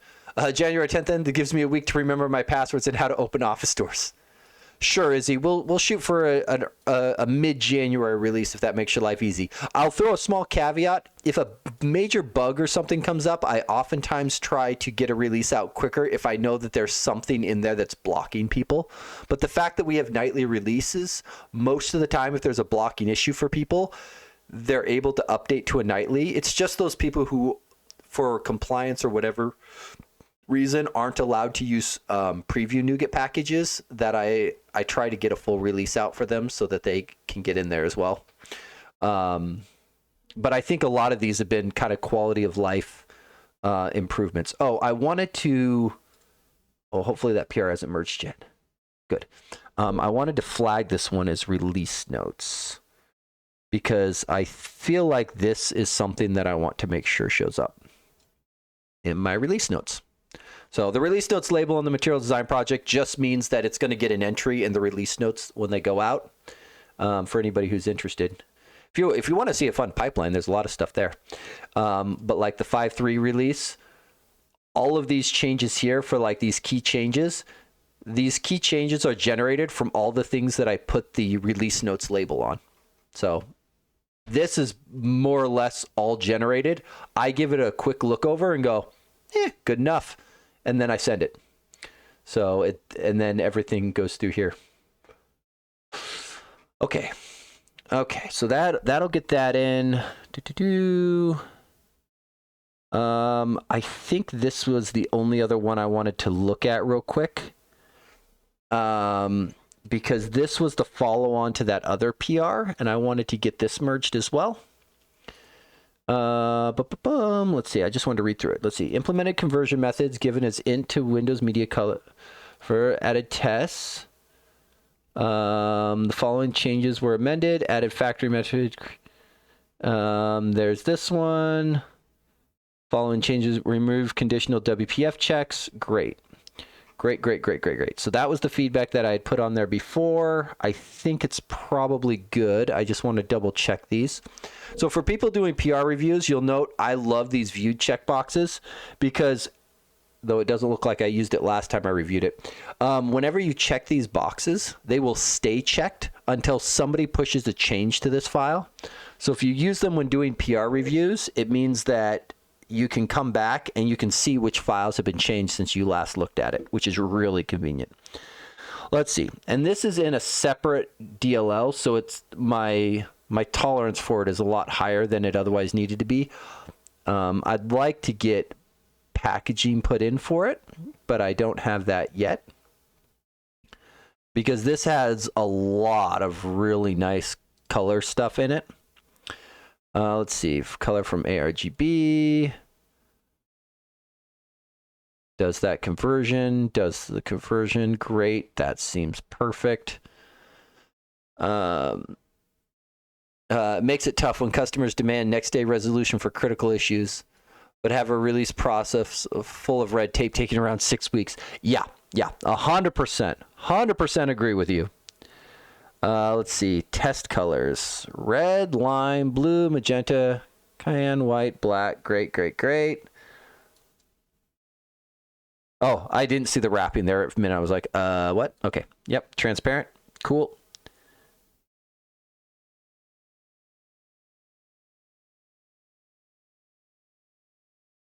Oh, and converted it all over to T unit too. Oh, right? Yeah, this is T unit now.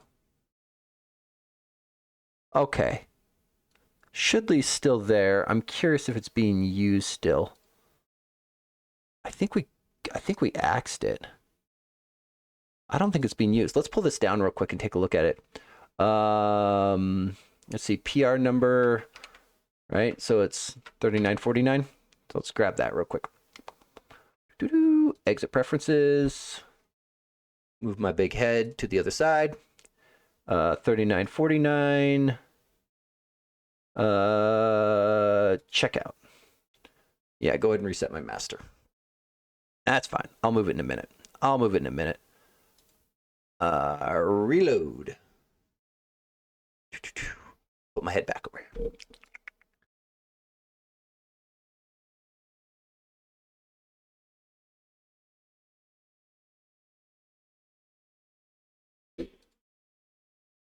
Okay.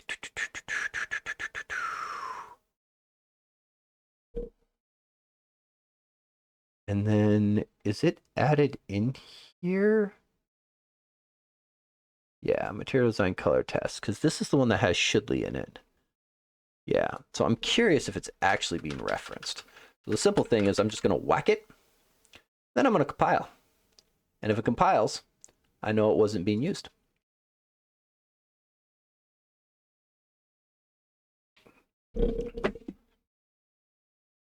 Oh, should satisfy all conditions. So it's only being used here.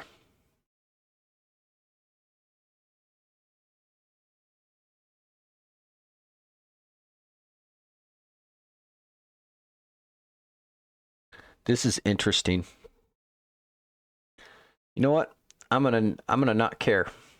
I am going to not care, at least for now. I may look at I'm torn, right? Like on one hand, I got burned by Fluent Assertions when they changed their licensing model. And it's not necessarily a bad it's not a like Fluent Assertions doesn't have a bad model if you're a fully open source repo like this. Like I'll put it that way.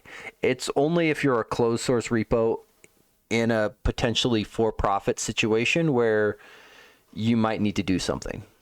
Right? They went the route of if you are at a company that makes X amount, pay money. Let's see, target framework, great. That's a fairly minor.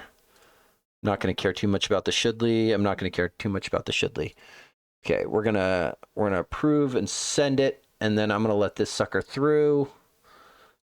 Approve workflow to run, and then enable auto merge. Auto merge, we'll let that guy go. Didn't Visual Studio have a right-click menu to remove unused packages? ReSharper absolutely does. I don't think.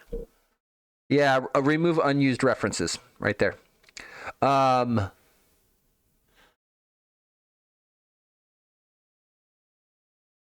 just get a little twitchy with this one because I don't trust it.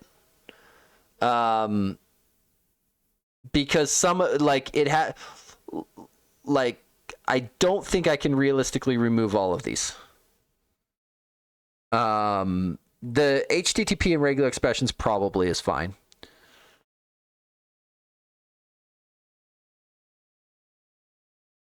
This is another one of those areas where it'd be really nice if there was a Benjamin, prepare for Nerd Snipe or plug your ears if you don't want it. A tool that could go through and actually test for these, right? As long as the usage is not reflected via reflected detections. Yes, however, the one thing that is slightly different is if you let it drop the references, you can run into dependency problems. I don't think I'm going to get bit here. Well, but I don't have it turned on. So the default behavior with a NuGet dependency is it matches the lowest version possible. I'm actually surprised I don't have it turned on my packages. There's in my .NET template. Let me grab it real quick and I'll show you. There's a fun problem that you run into. So if I just pick on like my NuGet one, right? My directory packages props. So I oftentimes turn on this centralized package transitive pinning enabled. So what this does is normally if you reference NuGet package A and A references B, it will find the lowest matching version that it can and bring it in. And oftentimes that will bite you because if B has a vulnerability and it fixes it, A may not rev its minimum version up on that fix right away. Now, the fix is simple. You just bring the B up, but B may not be directly referenced by the project. And so if you remove the reference, you can drop into the wrong case in situations where this guy isn't enabled. So I'm actually surprised. I'm surprised I don't have this property group. Why do I not have this enabled? Do I have it in my props file? I do have this here in my props. Why do I not have the rest? Huh. Okay, well, we're going to fix that real quick. Because, yay, when you're the author, you can do stuff. Okay, let's see. KDB, fix up props. That'll be fine. Yeah, go. Thank you. Come here. Reload projects. Yeah. Visual Studio does occasionally run into problems when you yank everything out from under it, which is what I just did. Okay, so I think what I want to do is I actually want to bring in the same property group that I would normally have here and paste it in.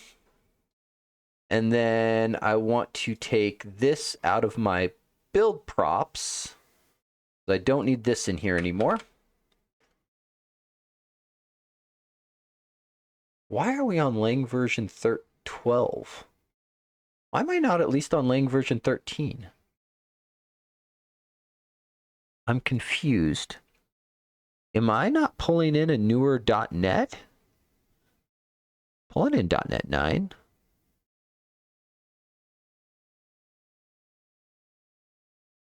There? Yeah? Is there any reason I don't just do this?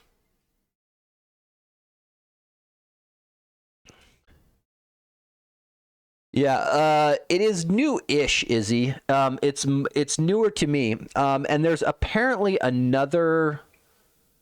I had a colleague tell me, was it today or yesterday, that there is another property for changing the default behavior of NuGet dependencies. So rather than grabbing lowest match, it grabs highest or similar.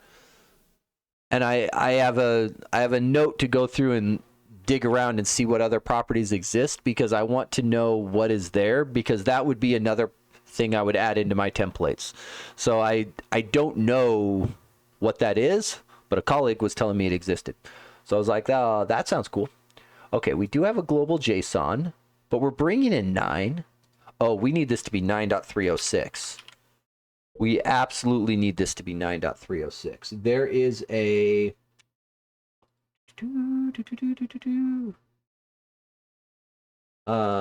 there is... Where is... let me find it. There is a link that... there's a CVE that came out not that long ago. This one. This one here. So, be aware, this is a thing. The solution is quite simple. The update. So, don't be on ye old versions. Right? So, here is all the old affected versions of where things are at. So as long as you're revving, you're fine. And in our case, because we're using the GitHub runners, it would be resolving to 306 because they patched all of the runners so that when I ask for 300 latest minor, I'm going to get the new one. But I just want to make sure that if anything's local, this is going to, kick people into going and moving. So that all built. I see no reason not to turn on. I don't think. Let's see. Yeah, it had a file locking issue, but no additional build warnings by revving the Lang version. I'm surprised. Usually you pick up a few extra things. That's interesting. What do I know? Let's go ahead and run this. And if this works, we're going to... Oh, auto suggest box 1 merged. So we're going to let it finish its build before I remove my git pointer and break it all. Okay, so it works just fine. Okay, so we're going to send a PR with this. Let's see. Reset mixed. So we move our branch pointer to where we want to go, but we keep... Oh, that may have been the wrong thing. Undo. Oh, that may have... Oh, no. No, we're fine. We're fine.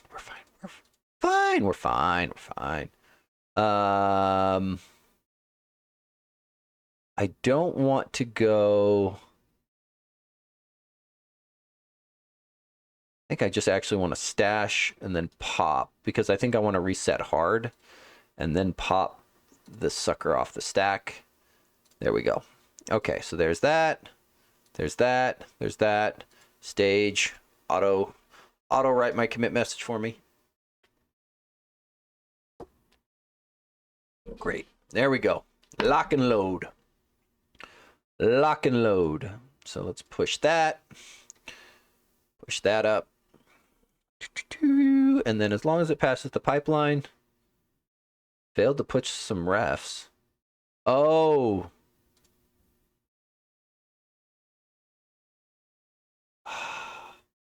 This is the problem. This is the problem. Okay, so we're going to go here. Reset my master to here. It's because I change my master to point to a different remote. We're going to do that. We're going to go here. Back to my branch. And then we're going to go set upstream. There we go. So we're going to go there. Push. There we go. Okay. Now pull request. Start pull request. There we go. Boom, boom, boom. Create pull request. You want GitHub. And then we are going to enable auto merge, milestone that beast.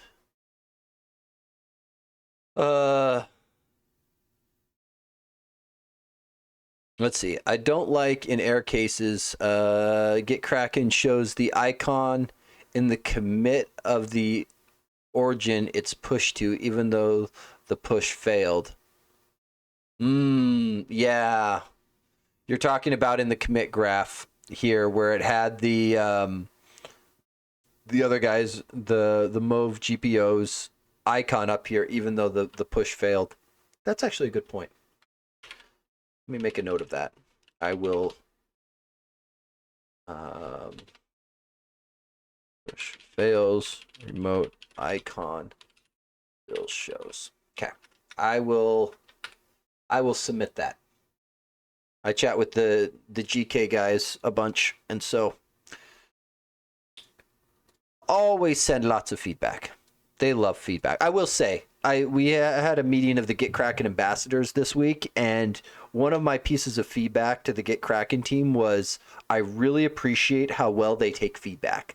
Like they don't have infinite resources, so it's not like they can act on every bit of feedback or issue thing. Like everything gets prioritized like any other dev team, but they do accept feedback well, which I very appreciate. JC, good morning. Good to have you. We're about to pivot. Okay, so this is auto merge. That's going. Gonna send it. Okay, so now it's been a while since I've done this, so we're gonna see how far back this is, because we might have to do. Oh boy, I've got pending changes on one of these. Okay, fix 302, and I've got generators and all kinds of stuff. So we're just gonna stash where we're at because I got no idea where we're at. Okay, so we're gonna stop there because my commit's way back. We're gonna go here and we're gonna start with a NuGet package update, because we know we are behind on our packages. So let's just address that problem first, because we've got Dependabot PR sitting out there like crazy. We got to get some stuff moving. So let's start with getting ourselves up and latest, because it's like we are a bit old. Okay, so our global.json, yeah. So we're gonna just jump that sucker right on forward. The nice part, I mean, as you've probably figured out, is I had something to do with this project, so some of these things are brought forward. Okay, and then we have all these manages, centralized packages. Oh, hey, look at that. Let's do the same little magical my thingy. That it? There we go. We're gonna add that in. And then let's just grab this thing up. Let's see. Minor Velopack request. Can the update exe have a -H to show available commands? I can never remember that it is uninstall under pressure. Oh, that's a good point. That's probably, I'm trying to think if there's any reason we can't do that. The only reason I'm hesitating is because update exe is used as a bootstrapper. And I think it's fine. I think we fixed the forwarding of it. Just in case you are unaware, right? Oh.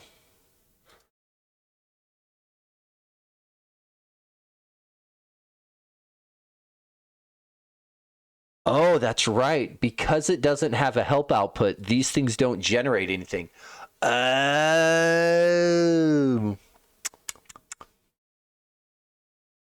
That's so these reference pages are all auto-generated, but the CLI output is generated from the help output.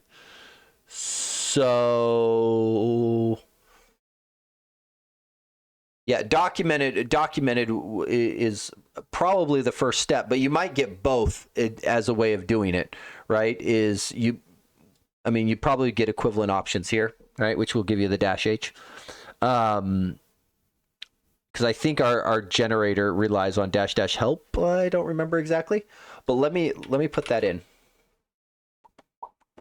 Let's see, Velopack, and then I think our docs repo is public. Yeah, docs is public. Issues. Yeah. So let's go here. Update exe does not show any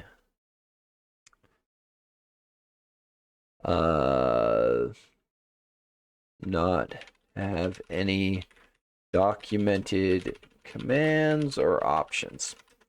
There we go. So we'll go here. We'll go here. Looking at the docs page, there are no CLI options documented.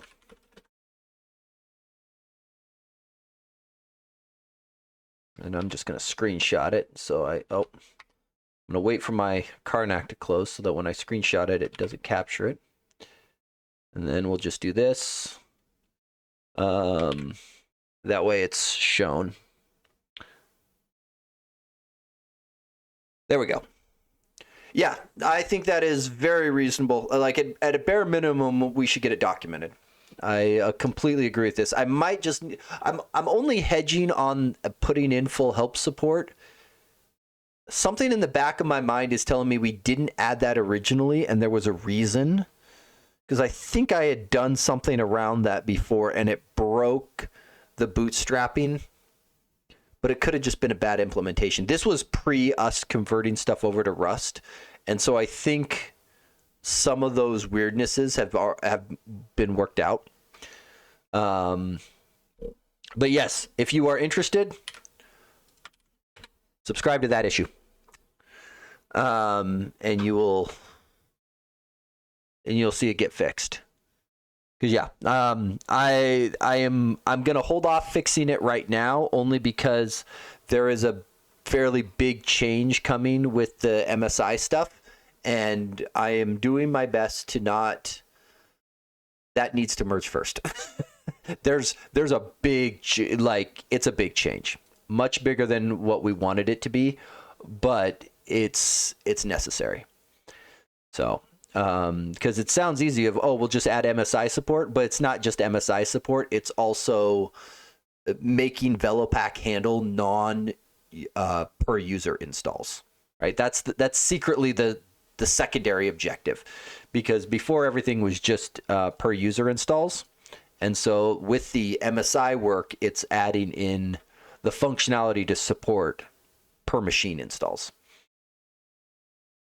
The vehicle just happens to be MSI, but it's going to open up a lot of other areas for us as well, which will be better. And I think a lot of these NuGet package problems probably go away. Oh, shut up. You're going to make me rev these individually.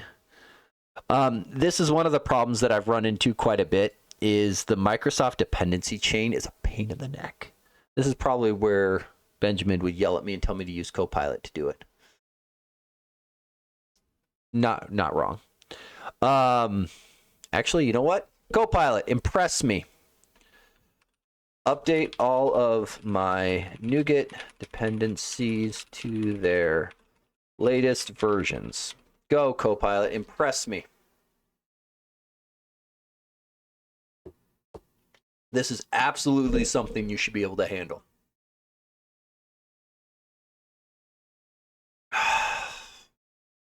So I'm sighing because it goes and rips through each project file to see the dependencies. I probably should have told it it's centralized package management. It'll probably get there in a minute because it's reading all these CS projects.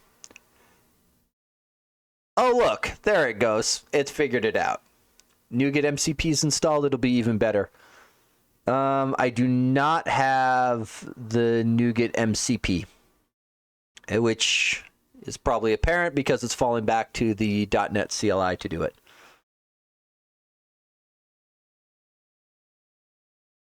Wrapped into VS, I think nowadays if you check. Oh, really? Oh, really? Hey, Copilot, what do you got in here? Stop closing my thing. Just trying to click. NuGet. Oh, hey, look at that. Why isn't it checked? Why isn't it checked by default? That feels like something I want on. Like, always. When would I not want it to be able to use NuGet? What else is in here that's not on by default? Built-in Microsoft Learn. Why isn't that on by default? Built-in NuGet. Why are these not on by default? I will say, I don't know if it's my screen. I don't know how well this is coming through for you. This icon bothers me. Like, I don't know if it, like, again, I don't know if it's my screen resolution, screen size, or whatnot. It's off. And now that I've shown you, you're not going to be able to unsee it, right? That right edge is just shifted 1 pixel to the right and 1 pixel up. Or actually, it might be lined up in the middle and it's just 1 pixel to the right and the left edge is 1 pixel down. It's just a little, bothers me. Anyway. Okay, well, now the tools are on, but it's ripping through this individually. That's a cursed icon. Yes, it is. It's like the Windows loading spinner in Windows 8 when you like, I remember somebody showed me there's a missing frame in it in the animation. And once you see it, you can never unsee it. So at some point I should probably, mine plus sign is white. I wonder if you have something else hijacking it. Ooh, that's an interesting thought. I guess the question is maybe theming related. Do you have a if I go test options, because when I did import all of my theme stuff when I installed this. Where's the theme? Theme, go. So I do have these settings turned on for my visual stuff, if that makes any difference. I mean, maybe it's something under the high contrast. My plus is the same as yours, but not broken. Oh, that's interesting. Okay, that's good to know. So it could be something specific to my system or my graphics layout. I will say the other thing that I do that most people don't do and I find a substantial number of Visual Studio glitches because of it. Is you'll note my text size is a little bit bigger than the average. Where is my fonts and colors? There we are. Is one of the things I always do is I go in here and I change, and I hate that this is not alphabetized. The environment one is I bump my font size up just a little bit. I think by default it's 12 or 11 or something in that range. Just because I do enough streaming presenting, I run my environment fonts a little bigger than normal. And so I constantly run into issues where things don't wrap quite perfectly. Yeah, I do run a slightly larger font, and it just, like, I find all kinds of weird bugs where the team didn't anticipate somebody changing that setting. Wow. Did you just do it all for me, Copilot? Because if you did, I'm going to be mildly impressed. Build successful, all 237. Let's see. It did all of this. I have a hard time seeing build successful and then a build failed. So let's just go check its work. This feels like an opportunity. Okay, Copilot. You didn't quite do what I asked.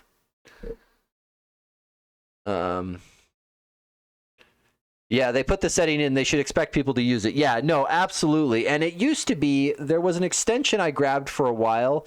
Mads Christensen is a PM on the Visual Studio team, notorious for his VS extensions.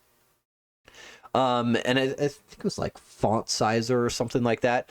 But it just added some UI menu options that just bumped everything up for a while.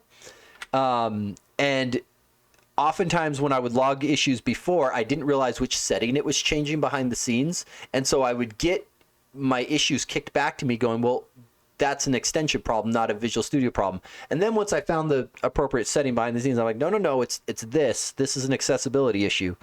Please fix. Okay, so let's start here. What is it flagging? Because I assume it's flagging a vulnerability here. Yeah, so this is flagging a vulnerability because this is a downstream dependency. So we just need to bring this guy up to latest. And actually, maybe I don't do this one yet because this guy probably gets fixed by bringing these ones up. Okay, Copilot, you lose because you didn't do a good job. Let's see, for code analysis. Oh, so this, okay, so this is the circular, this is the one that always bites me because these have to rev together. 411 needs to go to 414. Oh, keep all changes for now. I will undo you if I don't like you. You go to 414. You go to 414. Everyone gets a 14. Okay, there we go. Refresh. You'll figure it out. I promise. Someone got a 41. Did I? Dang it. Thank you. That's the best part about coding on stream is you make a mistake and somebody is hopefully likely to catch it. Let's see here. And then we are just going to rev both of these guys up. Because this library, we actually have 3 separate sets of tests just to make sure we cover. We should probably add a T unit one, honestly. Like, that's probably not a bad one to do. Okay, so now, after all of that, do I still have that vulnerability? Okay, so it's still flagging it, and I'm now curious why. What's the reference? Is there a UI way to do this? Because I can do the .NET CLI. I guess it really doesn't matter who's referencing it. I just need to bring him forward, I think. Hey,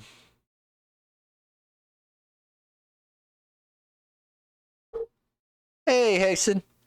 So we are, I guess I didn't actually share a link to it. I should probably share a link to it.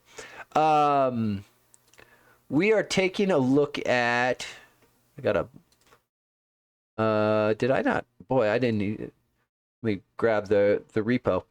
Collapse.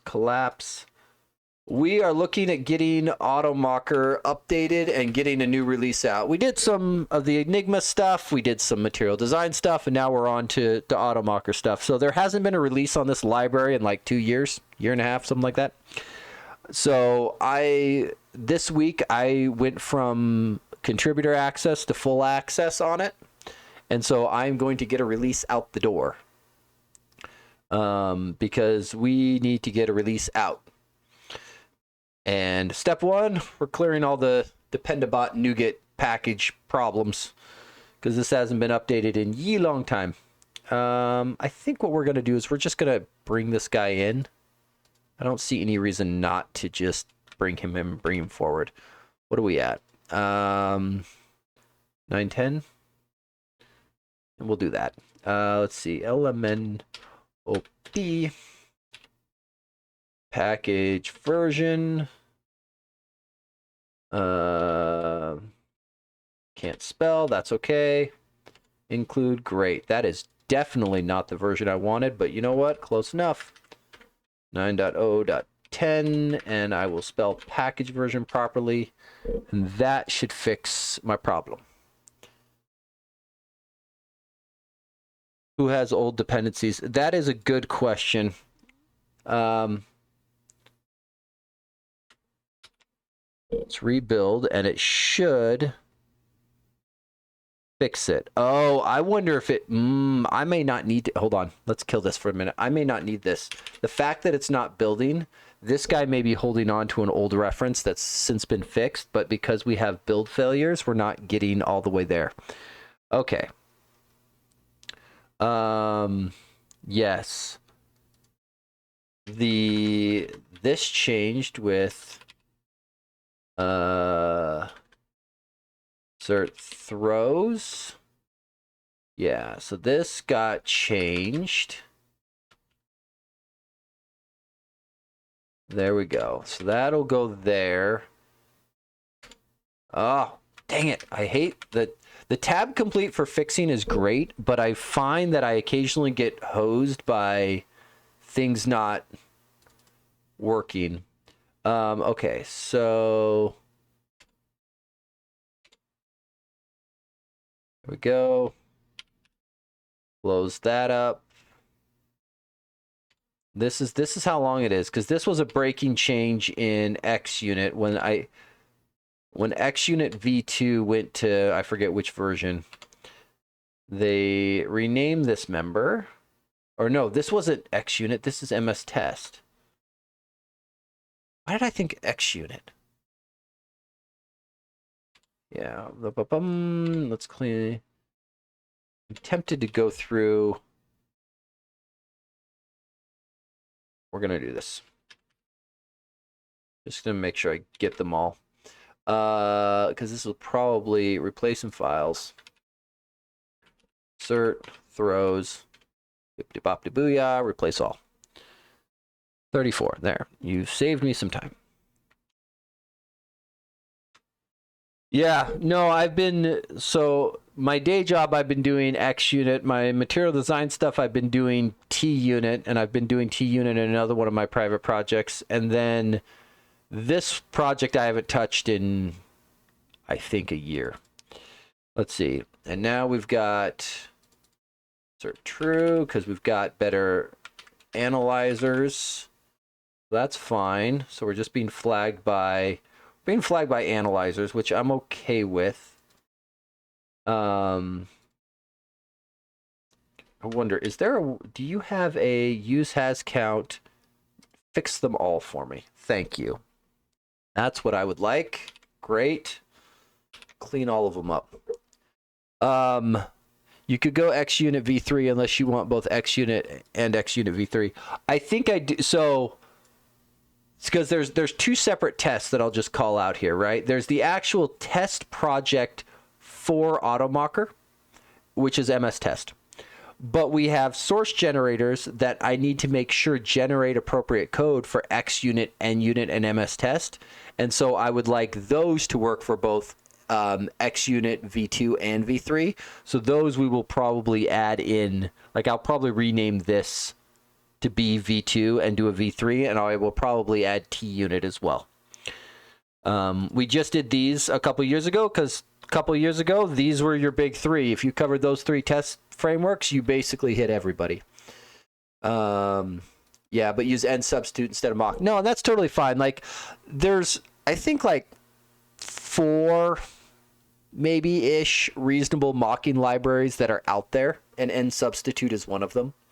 And this is some people got a little annoyed at mock MOQ because the author made a pretty big boo-boo. Was it like a year and a half ago, where he was trying to figure out how to solve the problem of developer burnout and not getting support on an open source project. And he did it in a bad way that angered a lot of people via GDPR. And so that, and it kind of came through, like, he posted it on his blog, but his blog didn't get a lot of readage, or it didn't get a lot of attention. And so then when the release went live, yeah, things went crazy. Need to add Striker. Yeah, you're not wrong, Izzy. You're not wrong. That's actually on my list of things I want to start adding, because Striker is pretty cool. Yeah, I heard about that. Yeah. And it was one of those things when it happened, everybody freaked out and like immediately like jumped to a different, like, oh, we're going to refactor our entire test project to use a different mocking library. And I was like, that feels excessive. At a bare minimum, just pin your NuGet version back before the update. There was nothing in the update that anyone needed to take. Like, there wasn't like bug fixes or anything else. So I'm like, just don't take the update. Like, the library's been stable for a long time. There's not a lot of updates in it because there's not a lot of changes needed. So just don't and wait, right? So I think people freaked out a little prematurely, but okay, anyway. Yeah, all those TFMs are still old, by the way. Yeah. We are going to be bumping this to, like, I kind of want to keep this library. I actually will keep older TFMs as possible until they cause me grief, because there's a lot of people using this on really old stuff. But yeah. So there will be a handful of those that I don't get rid of until I have an absolute reason to. Let's see. What are you yelling about here? Is empty possible null reference exception? Assert is empty. Let's see. So resolved has a count of 1.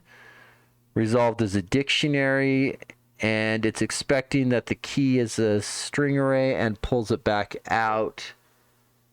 I think the solution here is assert is instance of type. And we do string array here. And then rather than doing an as, we just do that. And then the problem goes away.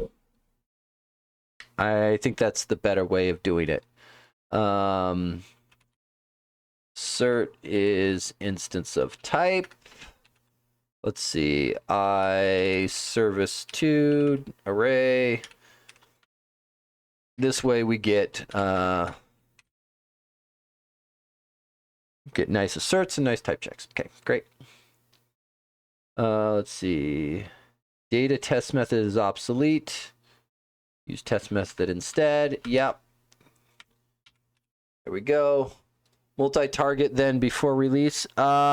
Probably, maybe. I want the next release to go out with, because I need to review everything that's in it, but I don't think there's any breaking changes. And so I'd like to ship it as is before I modernize it. That way people can bring in a handful of things, because there's one bug in here that I actually want to go through and fix. So this one here, I actually want to get this bug fixed and out. Partly because my team ran into this week and I didn't realize that. I was sitting there going, there's no way there's a bug in Automark. Well, sure enough, and apparently somebody else ran into it back in May. So, okay, so let's go here. Let's see. Explicitly enable or disable test parallelization. Okay, can I not copy this? I'd really like to copy that URL out, please. Because that would be... I assume I can do this in my build props, which would be ideal. So... Ba-ba-bum. Assembly is not marked with assembly parallelize or do not parallelize. The default configuration is equivalent to blah, blah, blah. This is kind of annoying. They don't show... So I assume what it wants to see here is this assembly level attribute. I'm tempted to do it with my directory build props, but I'm also a little hesitant because I have to do this in only some of my test projects. I guess I'll just embed it. What do I got here? What is a reasonable top level class? I don't know that I have one.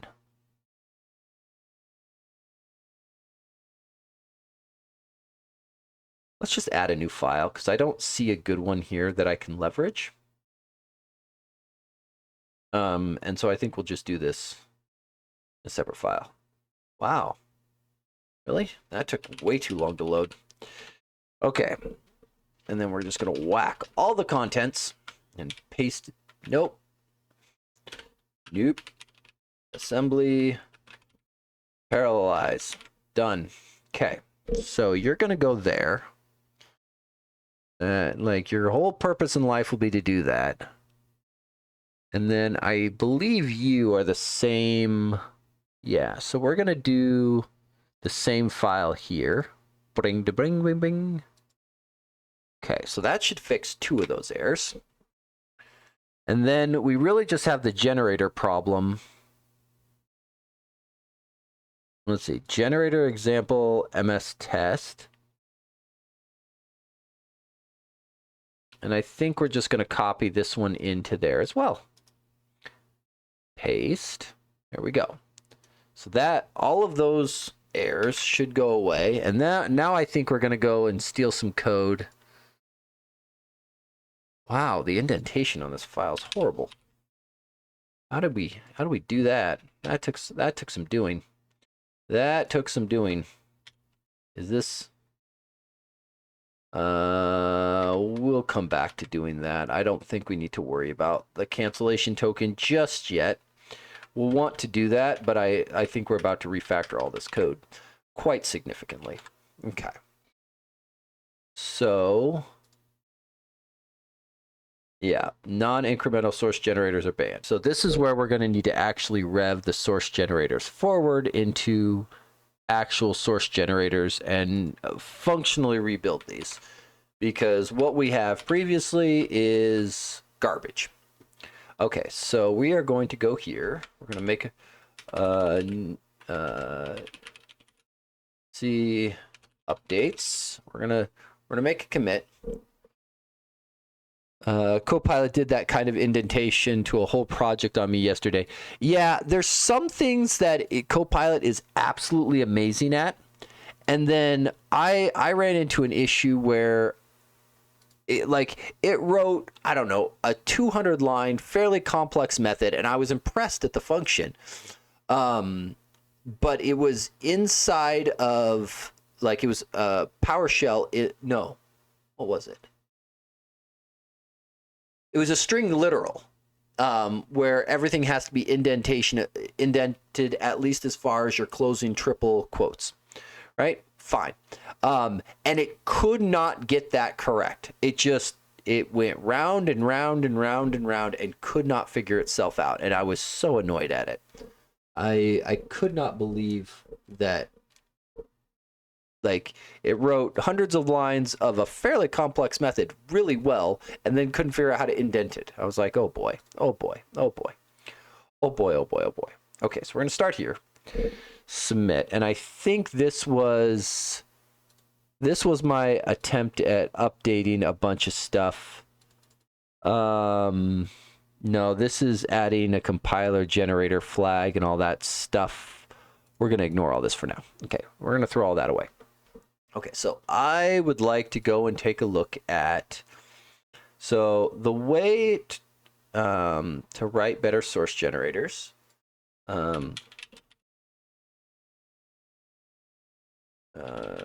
There is a wonderful repo. So I love the community toolkit stuff. Sergio is a freaking wizard when it comes to making code run fast and efficiently. Like, if you see Sergio doing work, like, there's a reason the MVVM toolkit is as awesome as it is. I met him in person at the build conference this last year. Great guy. Very nice. But I am going to blatantly poach what he did for his source generators, because my opinion is he knows how to do this stuff well, really well. And so we are going to, maybe I should just clone the whole repo. That might not be a bad idea. Yeah, let's just clone the whole repo. No, I want this. Yeah, open. Open sesame.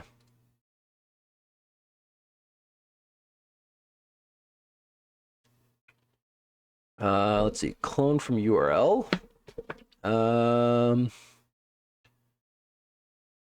.NET community. Okay. Clone repo. There we go. I didn't need to copy the thing. I just needed to use the button.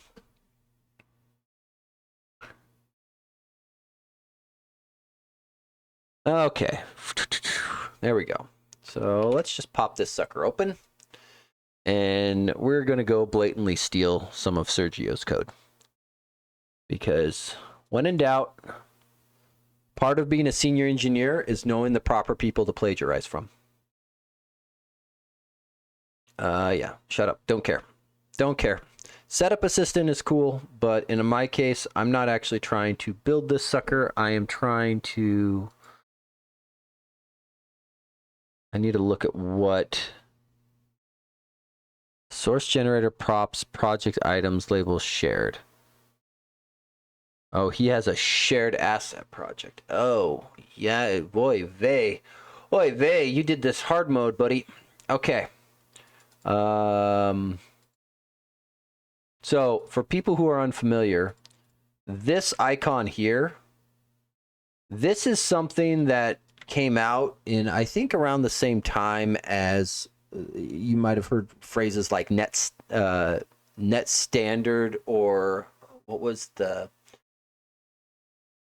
There was a term for this where Microsoft was trying to figure out how to effectively handle multi-platform. This was early .NET Core days.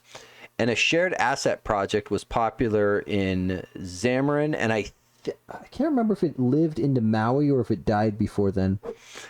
But the idea was, it was kind of this CS Prodigy-like thing that all of its stuff got copied into the projects that referenced it. So it was kind of like a poor man's import all my stuff, which is what these things are doing. So all of these projects that appear empty are not actually empty. They secretly have all this stuff inside of them. So that's exciting, right? So, yeah. So really what we care about is here, analyzers. No, we don't want an analyzer. We want a source generator. Where's his generators? Relay command generator. This is what we would like to do. Okay. So we want to pretty much throw away all of my code per line. And instead, and actually here, I realized I was not nice and did not share the link. Here's the link, if anybody's interested. So I also have videos on my YouTube on the MVVM toolkit. and leveraging it in both WPF and Avalonia. So if you're interested, it is absolutely awesome, especially for people if you're new to MVVM stuff. Okay, so because this is the relay command generator, which I believe is probably just looking, yeah, so it looks for the relay command attribute on top of a method and then generates out the relevant code.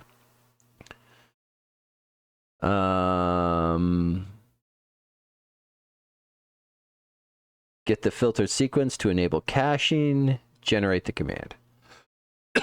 Okay, so this is basically the pattern that we want for incremental source generators, because source generators came out and the original API was sucky for performance.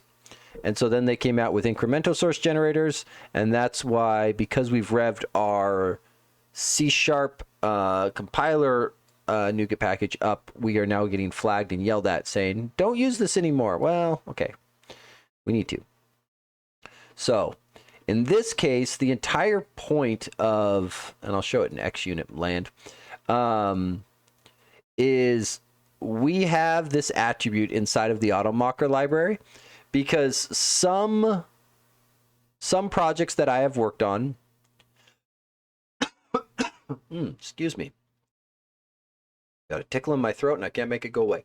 Some projects I've worked on have code coverage metrics, and I hate them, especially when there's minimum coverage numbers that your code has to reach, because code coverage does not tell you anything about the quality of your tests.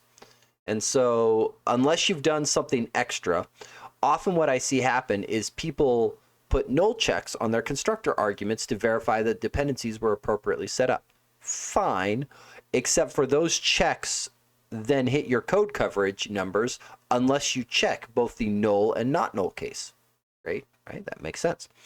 The problem is those are pretty worthless tests to write, and I got annoyed writing them. So instead, I wrote a source generator with the AutoMocker library that you can decorate your class with. And what it ends up doing is if I go analyzers and I go AutoMock generator and I look at this guy down here and I look at this guy here, I can see it's generated out all of my tests for me just to assert that particular parameters are null. It throws an argument null exception, and the argument null exception appropriately sets the param name, right? So because I did not want to write all of these tests, that was way too much bloody work. I'm way too lazy for that.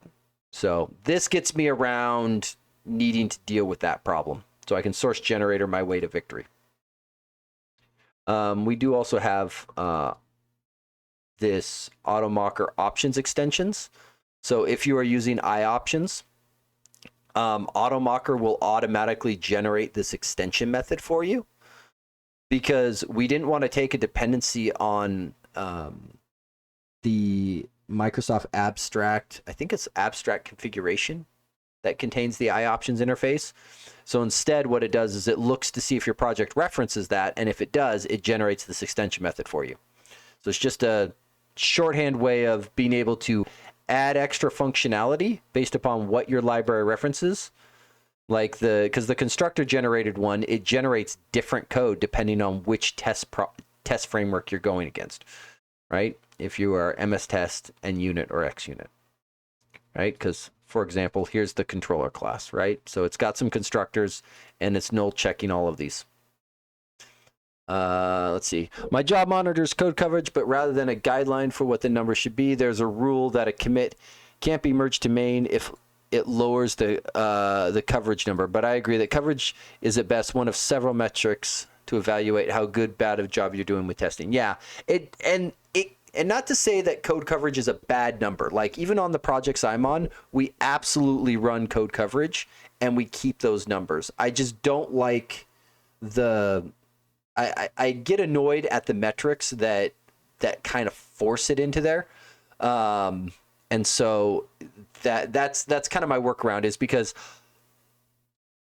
you can sometimes get away without writing these null checks on your constructor if you aren't building a library. The whole reason why you null check these things is because if you've got nullable reference types turned on and you know that you're the only consumer, you can kind of trust that the DI container, as long as you're using the built-in Microsoft one or most of the popular ones, like they're going to throw if they don't have an instance to hand you, right? It's going to be kind of hard to get a null through there.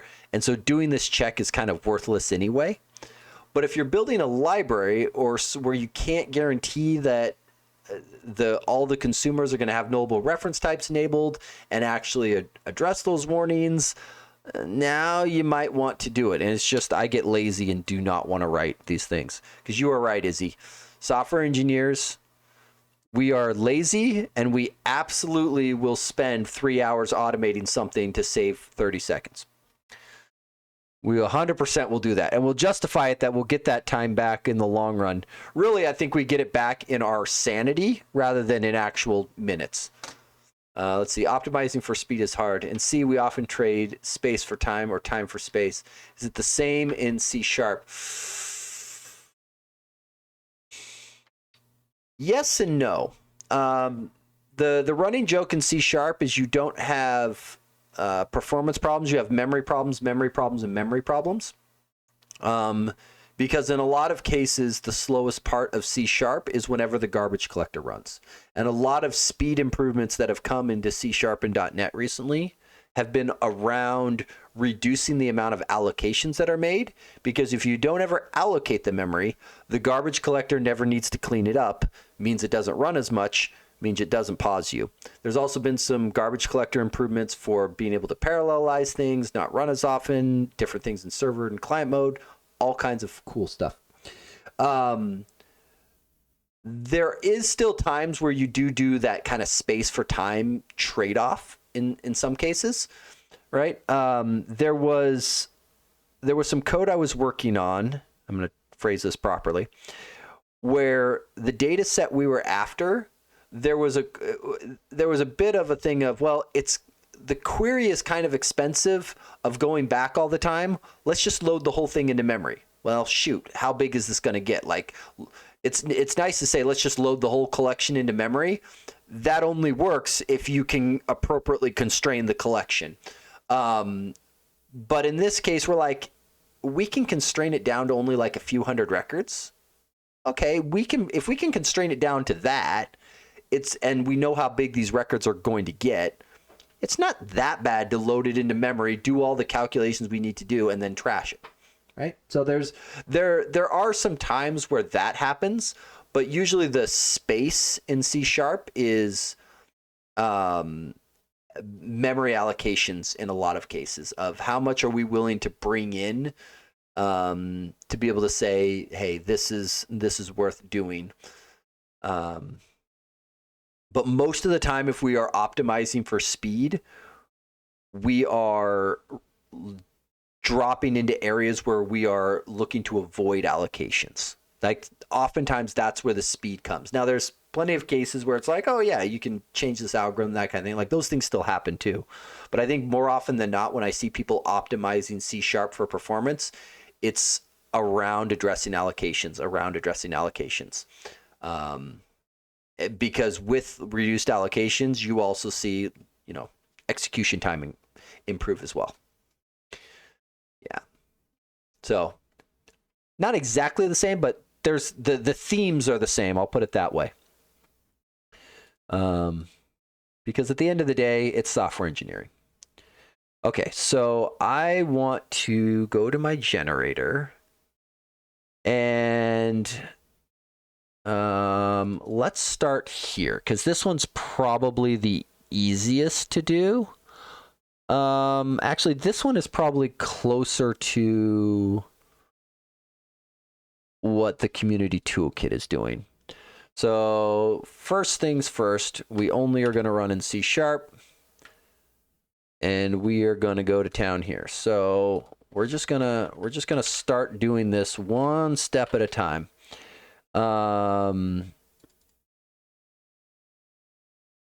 Okay.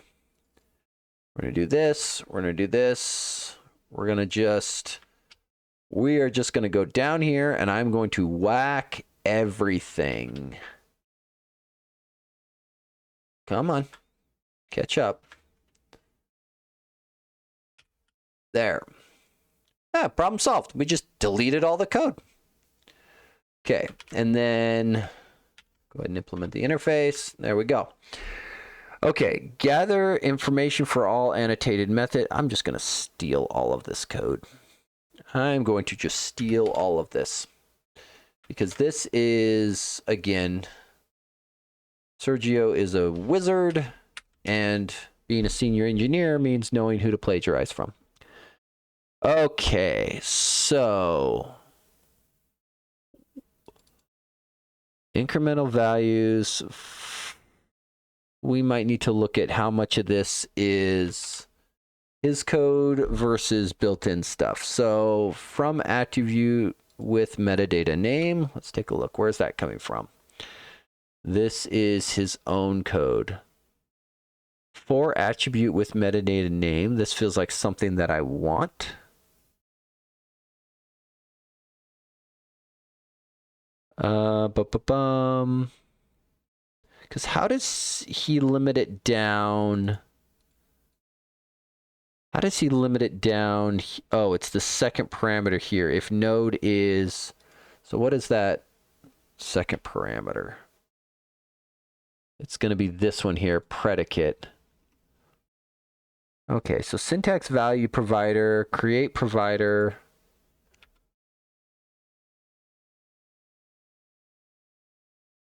And this is, okay, so this isn't bad. So we might want to poach this. Is this a whole file? Yeah. So we are going to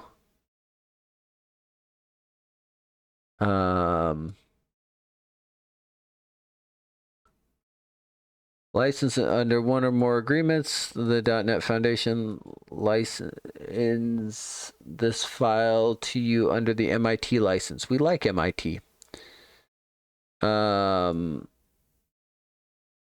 So let's go here. I want to do something similar. Open File Explorer.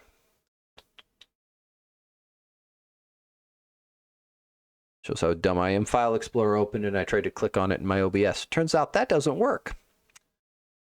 Okay, so we're going to go here. I am still curious why they compile separate target assemblies for each of their generators versus putting them all in one. That I don't understand yet. We will get to that in a moment. So we're going to get rid of that, and that, and see what bites us. If Roslyn 431 or greater. Okay, what do we got going on? Is external init not defined or imported? Oh, because what are we targeting here? We are net standard 2.0. That gonna be a problem. That is going to be a problem. What are you targeting? You are targeting net standard 2.0. So how are you? Did you polyfill? Oh, look at that. You polyfilled it in, I bet. So init is a keyword that is used. Where is it? I don't see the polyfill for init. There has got to be something polyfilling init in here. Let's just do this. That's not it. There's got to be a polyfill for this somewhere.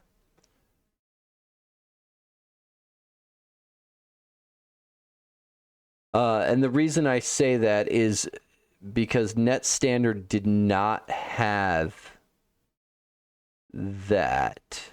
And if we are targeting net standard on each of these, let's see. How is Sergio able to implement zero allocation features in the community toolkit? Was it made possible by new C# features? Does it require assembly knowledge? Probably spent a lot of time analyzing the generated assembly. So it does not require nearly as much assembly knowledge as you might think. So the library in question that is, I think, basically the de facto standard for doing a lot of this work is benchmark.net, because it gives you a way of setting this stuff up as effectively a way of figuring out how efficient or not efficient your code is in terms of allocations, CPU, et cetera, et cetera, et cetera.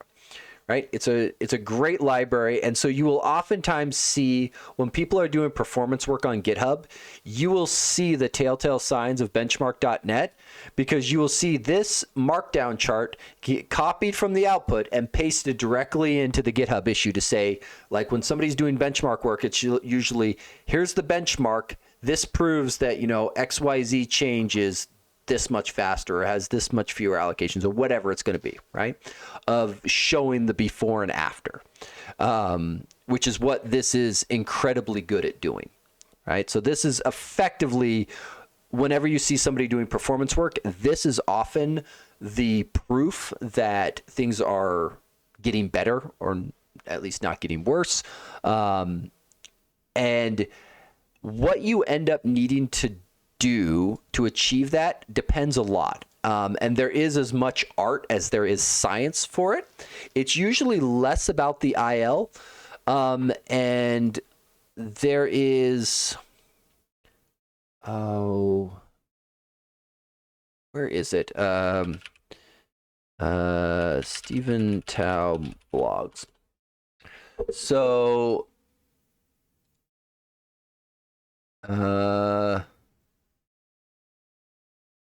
these blogs here. So Stephen Tao doesn't know how to write a blog. Specifically, he only knows how to write novels. So I will call your attention to the size of the thumb on this scroll bar. Like this, like these things are packed with knowledge, absolutely packed with knowledge of fairly, like, if you want to know the low level C# stuff, these performance blogs are usually considered the de facto standard. You can see there's a pattern in them that is emerging, that comes through here of all of the stuff that goes in here. Oftentimes people who are doing performance improvements, and here I'll just, actually, you know what? I'll just paste in this one, and then you can click on whichever one is relevant to you. When it comes to how to optimize code, Stephen goes through a lot of the improvements that are coming in either .NET or C#, because sometimes it's language improvements, sometimes it's framework improvements, a lot of times it's the combination of those things coming together. So several versions back, we got like span and read-only span, which was a way of, if you imagine like a database view over a table, span was kind of the C# equivalent of the same thing, where rather than having to make multiple array allocations, you could kind of just view sections of it. And so once again, cut down on allocations, better performance, which was great. And so a lot of these improvements that come in here come from, and again, you'll see him using benchmark.net, going through showing some of these improvements. Some of these improvements you just get by updating your version of C# and .NET. Like some of the improvements, they just make the compiler better and faster.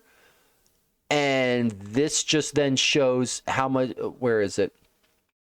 Of the same function going from .NET to 8.9, 20, what is that? 22% improvement.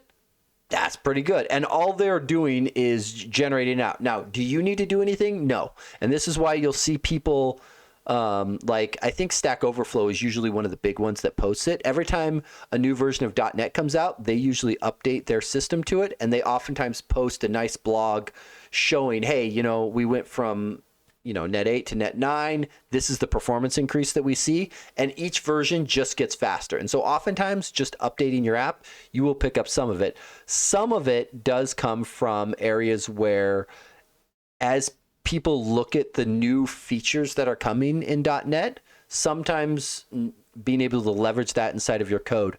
For the source generators themselves, I know Sergio had access to a lot of very smart Microsoft engineers that know the source generator stuff really, really well.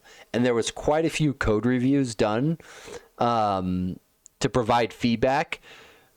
And so I think some of it came from, one, being a very good .NET engineer and understanding kind of the memory allocations, because it may not be obvious from this here, but there's a different color green for syntax provider extensions than, say, this incremental values provider. And this was one of the changes with the source generators, is they moved away from classes and interfaces into structs. So this lighter green, again, I assume it's very difficult to see. In fact, if I zoom way in, you can probably see the difference between, like, say, syntax node and cancellation token, right? The lighter green is a value type versus a reference type.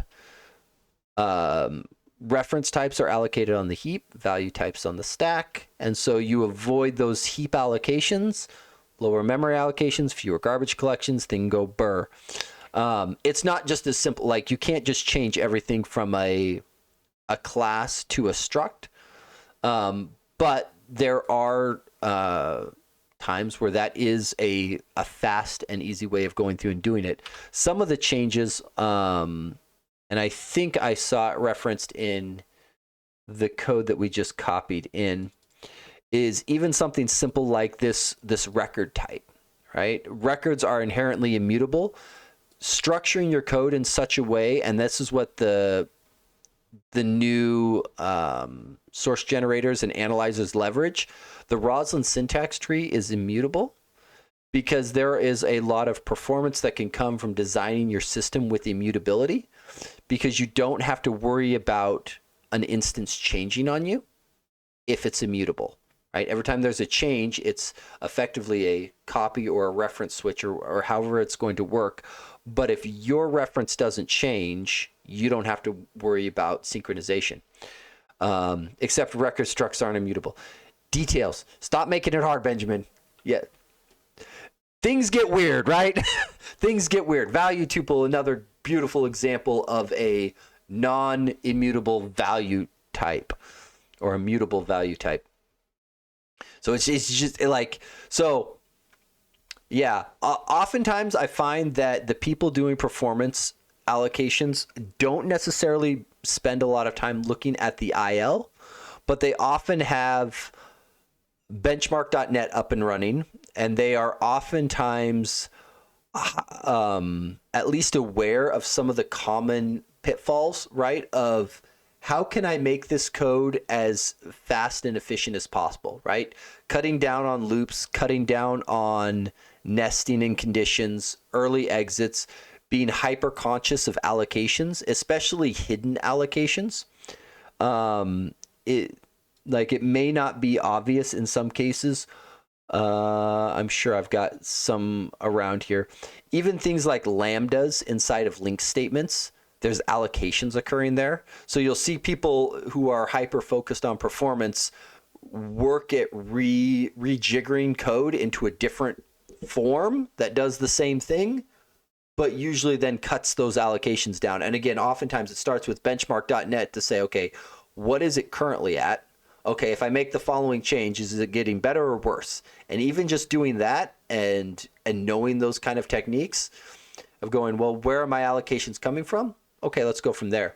The other thing I will say, the new Copilot inside of Visual Studio does have a, where is it? It's the performance profiler.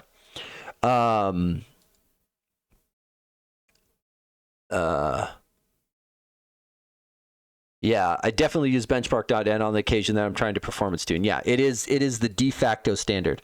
The new performance profiler inside of VS 2026 can also be really handy. I can't run it because I'm not compiling at the moment, but it can actually call out and find quite a few spots in your code where a lot of that low-hanging fruit, where it's like, oh, if you just do this other thing a little bit differently, you can get better performance out of it. And it's worth noting, most of the time, you don't need to worry about performance, right? I usually tell people, don't performance tune.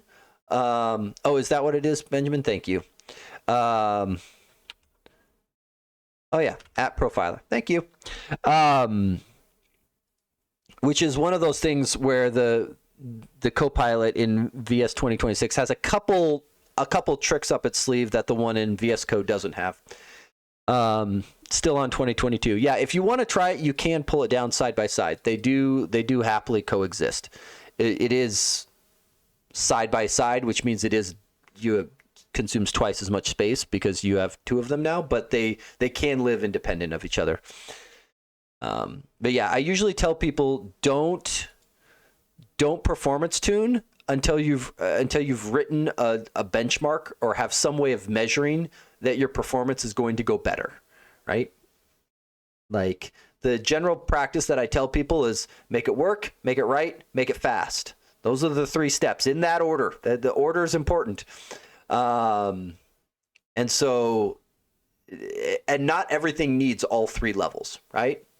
Some things, demoware, simple proof of concepts, right? Make it work is good enough, right? You can stop at step 1. Some production level apps, line of business apps, making it right is good enough. As long as your performance doesn't tank, you're fine. Like you've got a forced user base of like 6 people. Like we don't spend time optimizing for perf in those cases, right? Make it fast. Now you're talking like big enterprise level scale, consumer grade application, right? Like things that have to deal with more stuff. Now you go into the make it fast, right? But usually until you have a use case and a test where you need a performance tune at that level, the individual functions in your code are generally not that big of an issue, right? Optimizing your data retrieval for your database queries or similar oftentimes can net you better perf than optimizing the C# functions around it. Yeah, I generally try to write code that's going to be reasonably going actual performance when we're starting to see performance issues. Yeah, 100% agree. 100% agree. Like I don't intentionally do things bad. Like, yeah, you shouldn't like just, double nested for loop over something that you could dictionary lookup. Like there's a handful of little things like that, like iterating through an array to find the element multiple times just to see if it exists. Well, that's a hash set, right? There's a few of those kind of small tricks where it's like, yeah, just refactor that a little bit. Your world will be much nicer. Your world will get better. And then from there, you can chase it out to see where it goes. Okay, so we snagged that sucker, but I am curious. We still have like this hierarchy info. What is this? What is this? So this is definitely model describing the hierarchy info of a specific type. File name, metadata, namespace. Okay.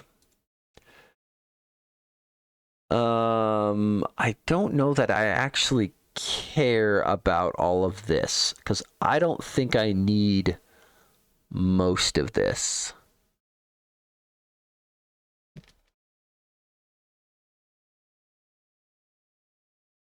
At least not right now. So what is this being used for? Because this is just a record that contains a file name hint, metadata name, and a namespace. And you'll note there's a thing here that's intentionally being done where this is going to strings because it's getting it down to primitives from type symbol. And a lot of this, so this is another example of performance-based code. When you do this immutable array builder, rent, object pooling is another common technique inside of .NET, because there is like array pools that you can leverage, or in this case, array builder, where it's giving you are reaching into saying, I need this space. It will probably allocate once, but then as it's returned, which is what this using is doing, it's sending it back, it'll reuse rather than reallocate multiple times. So once again, if it never has to be cleaned up, garbage collector doesn't run, things go faster. Okay, so this is just walking up for each of the hierarchies, building a new type info, which I assume is his own type. Qualified name, type kind is record. Whether the type is a record, I don't think I care. Like, I think I'm going to need something similar to this, but I don't think I need, I don't think I need most of this. Because I think I'm going to need the qualified name. Because I'm hunting an attribute that's going to be on a class. I don't need a lot of this stuff. I think I really just need the qualified name. And I think that's this function here. Append fully qualified metadata name. And what is this doing? Yeah, nested types append. This is the stuff where I was really hoping to steal some code, because this is where I've gotten bit before, where I feel like this type of function should be built into the compiler ones or similar, but it is not quite there. Okay, so we probably are going to need that, because I think at the end of the day, I don't need this hierarchy info, because the generation that I'm doing, right? I want to make sure the auto mocker is referenced. We want to, the language check is fine, but I believe that's handled by the attribute for us, so that's no longer necessary. We'll need to figure out the assembly reference. That may not be necessary, because this is brought inside. This is probably something that can go away. Because this is just reporting out diagnostics. This is figuring out which of the test frameworks we need. Sorry, I'm just looking at what I actually need to get this. Because this is the context syntax receiver. Because this is the guy that was previously ripping through all of the code to find where the bit was, and this bit here I think is what I need to convert over to what Sergio was doing, because this is going through the Roslyn syntax tree, the abstract syntax tree, AST, to find the relevant bits, because all I care about is it a class? Check the attributes. Does the attribute match mine? And if it does, I need to get the target type.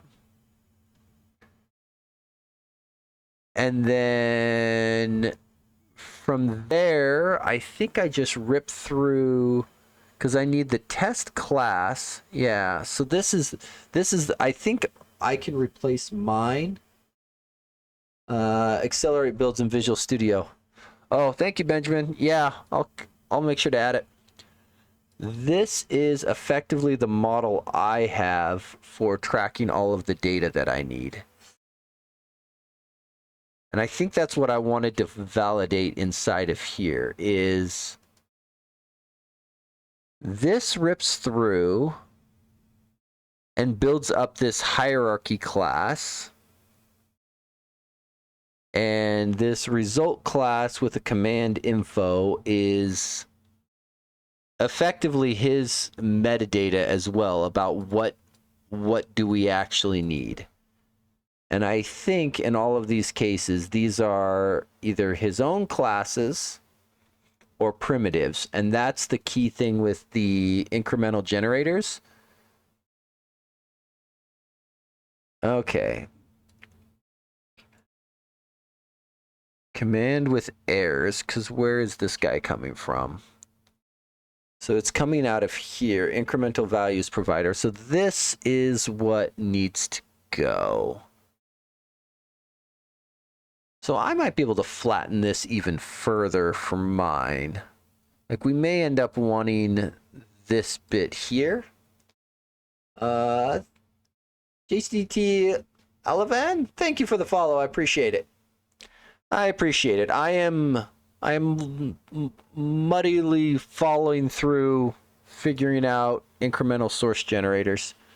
I have not written one yet, and so I am blatantly digging through the community toolkits MVVM ones because these are great, and I want to make sure I understand them. Enigma PR merge, didn't delete branch, as not sure if you're still using it. Oh, thank you, Izzy. I'll torch it. If it's merged, there's nothing in there that I need. So, because all I have is pushed. So, origin feature delete app. Bring, bring. There we go. Okay, so I think I do want this function, but I'm not going to be returning back. I think I just need to change the generic type because for me, the generic type that I have is so this SUT class is effectively all of my native types. And we can optimize some of these here too, right? Like simple, like, do you need to do this? No, but there is a small performance gain with this, so you know what? Might as well. Right? If you're not going to derive from it, these are just data classes, and some of these could be turned into records as well, and I could probably go through and make several of these immutable on top of that, and we could add some extra stuff. But before getting too carried away, let's go back here, and I think what I want to do is up here, because result was... Why don't I have result? I thought result was in that. Where was result coming back from? This is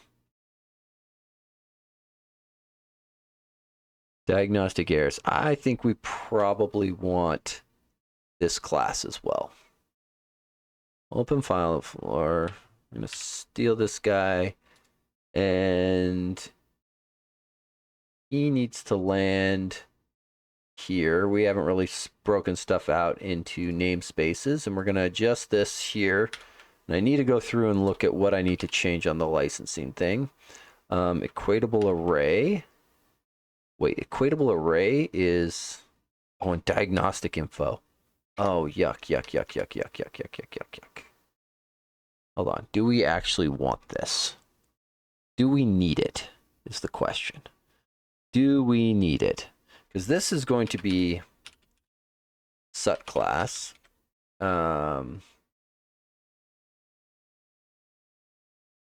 Right? I think so. I'm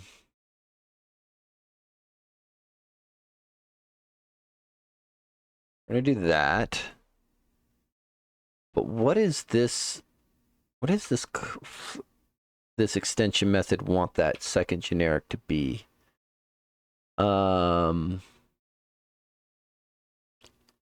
Wait a minute. This actually lives off.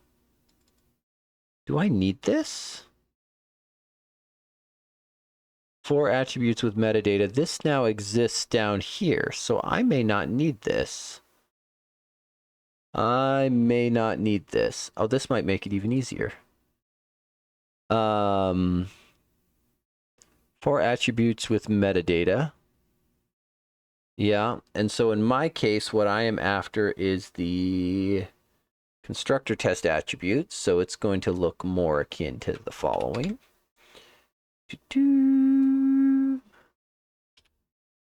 And then it looks like this.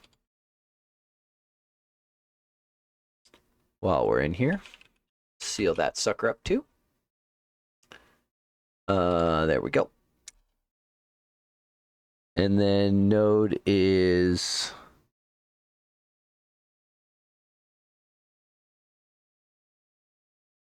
class declaration syntax, right?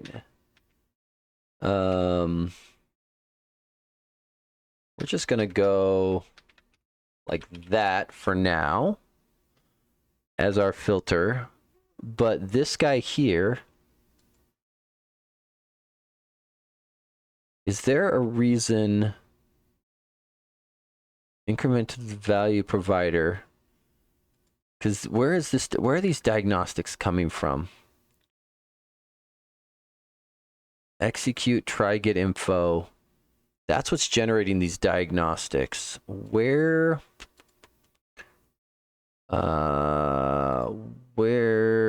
because diagnostic info, yeah, that's his own type. Where do you come from? Where do you come from? What actually is generating a diagnostic? Builder to immutable. So where did builder come? Gets all forwarded attributes. Don't stop in case of an error. Just ignore faulting attributes. Yeah.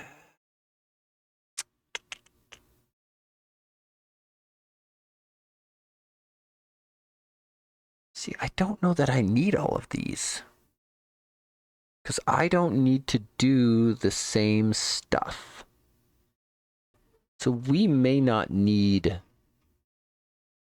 this. At least for the moment. I don't know that I need it, at least. Yeah, so his diagnostic class is just a simple wrapper over the... Oh no, this isn't... This diagnostic is... Oh, this is the real diagnostic. But this is... The diagnostic info is his wrapper with the relevant bits in it. Yeah, argument, syntax tree, descriptor, blah, blah, blah, blah, blah. Yeah. This is why once I get this done, I'm going to put together a template with all of this stuff in here, because I feel like there's a bunch of these helpers that kind of just need to live everywhere. Okay. So I don't know that we care. So we're going to go without until I understand the reason why I need it. And then we're going to come back. So has language at least equal to. So we're going to drop this and have this be just this for now. All right, so we're going to go there. And then this is going to be new subclass. This should get us to there. Right? Does that not... Where item hierarchy, where item is not null. Does that not get me compiling there? What is your problem here? Let's see, using the generic type. Oh, because I'm an idiot. That's not how you declare generics. There we are. Okay, so that's now working. Has language version at least. I don't think I care about lang version. I'm generating fairly old C#. But even though I'm generating oldish C#, how does this language check work? So it looks at the compilation and checks lang version equal. So let's do this. Bum, bum. So this effectively comes down to a cast on this. If I take you, put you up here, and bring you down onto here. And then this becomes lang version, only cased appropriately. Lang version greater than or equal. Let's see.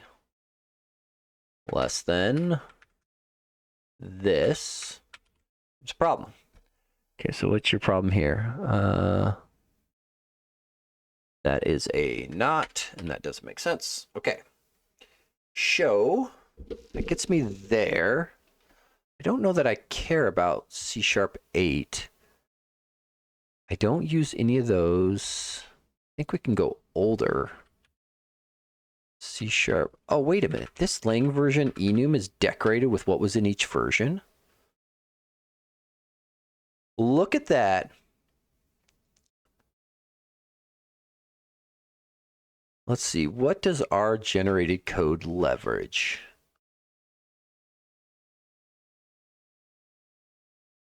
We don't leverage any of this stuff. Oh, we might leverage string interpolation. I think we leverage string interpolation. And honestly, I think doing less than C#5, I cannot imagine anybody's updating a NuGet package and targeting an older version. Okay. So that gets me to there. That gets me to here. You're basically talking to past Kevin. 100% correct, Hazen. 100%. Okay, I don't think I want any of this code. I think I don't want that. What I want down here is what we ended up doing with the syntax stuff receiver down further. So the syntax receiver was doing all of this. So I wanted, okay, let's dock you to the side for a second. Let's dock you to the side. Okay, so if we wanted a class declaration syntax, this was getting the name type symbol. I don't know if I care. And I wanted, let's see, class declaration, because I wanted to ensure that it has an attribute matching mine. Find attribute with metadata name. I think this is going to do most of what I want, though, because it's going to limit it down and find me things in the syntax tree that have that attribute on there. I'm going to filter here. I don't think I actually need to check. I don't think I need to check for the attribute, because that's the whole point of what this is doing. Is it's pulling it back. Well, we've got tests. So I don't think I actually need this. Let's see here. So what is this diagnostic here? Must specify target type. So this is looking at the data on the, because the attribute usage in question is, if we go back to our XUnit sample, right, of we are hunting out this attribute, and it's that diagnostic is verifying that there's a target type specified, because not specifying one is an error. So we care a little bit about that. Let me look, because the relay command one has things like can execute or similar. Try get info. Where is execute get syntax? Where does it pull off the can execute bits? Does some stuff. Field declaration. Yeah, this is the other thing I don't like about source generator stuff. You have to write stuff like this to get somewhat simplistic C# to output, which makes me always feel yucky.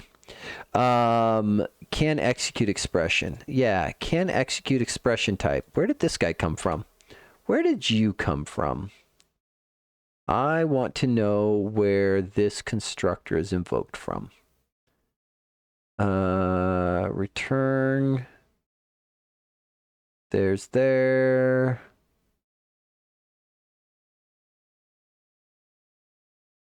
This guy is the constructor. Can execute. Where is the can execute expression type? Where did you come from? Try get can execute expression type. So this is going from a method symbol. In my case, I will have a. So this is the equivalent, right? So it's doing the try get info. So this is okay. So here,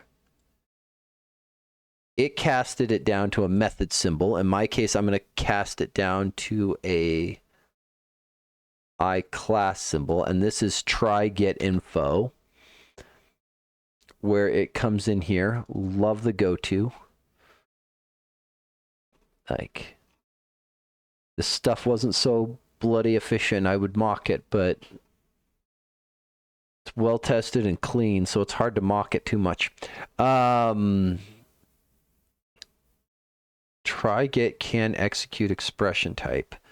How do you work? So you take in the method symbol, and then on the attribute data, try get named argument, pulls that out, gets the can execute member if any. So we basically need to do the same thing. We need to, where did it get the attribute data from? So we need to get our symbol, attribute data. Where did attribute data come in from? Attribute data came from further up. Interesting. Context. Oh. Okay, so context attributes. I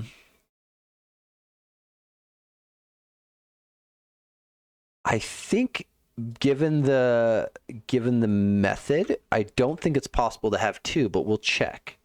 We'll check. I think context attribute sub 0 is safe in this case. So var, let's see, constructor tests attribute is going to be that.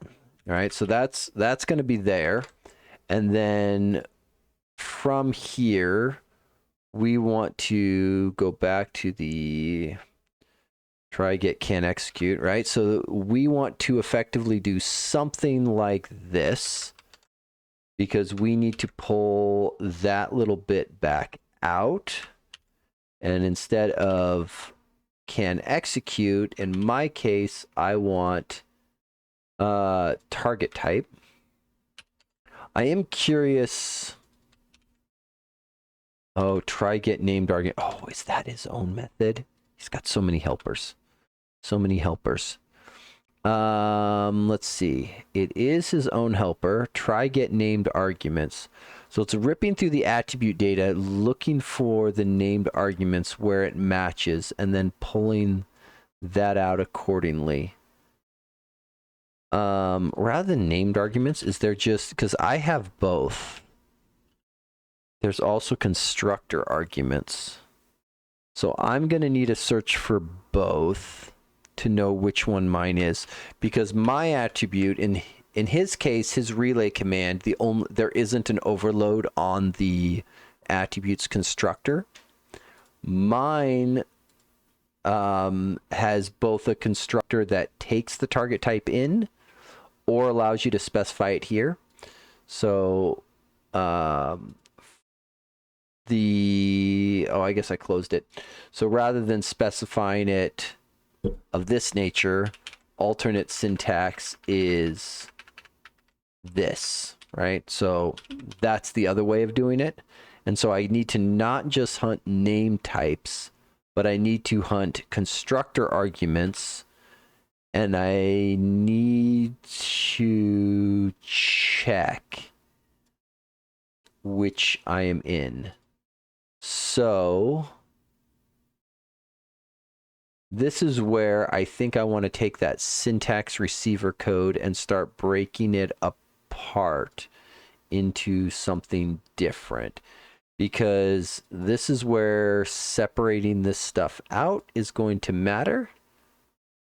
But I think I'm going to just keep everything right here for now, and then I will break it into different classes later. Private, static, type. I don't know what I don't think type is the right one.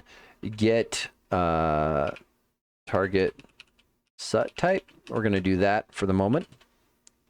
And then it's going to take in, is it attribute data? Yeah. Attribute data, structure tests attribute. All right. And so we are going to just yank this little bit out. We're going to go down here. And then I think what I want to do,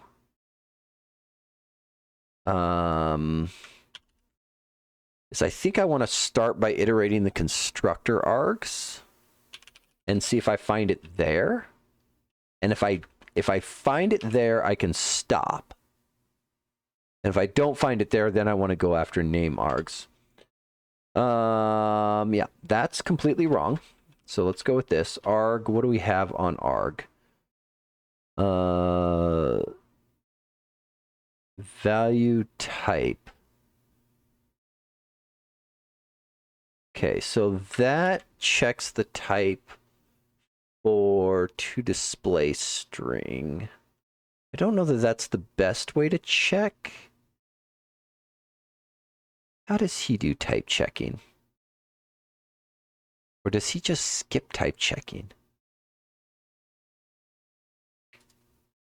Let's see. Pulls it back. Get named argument.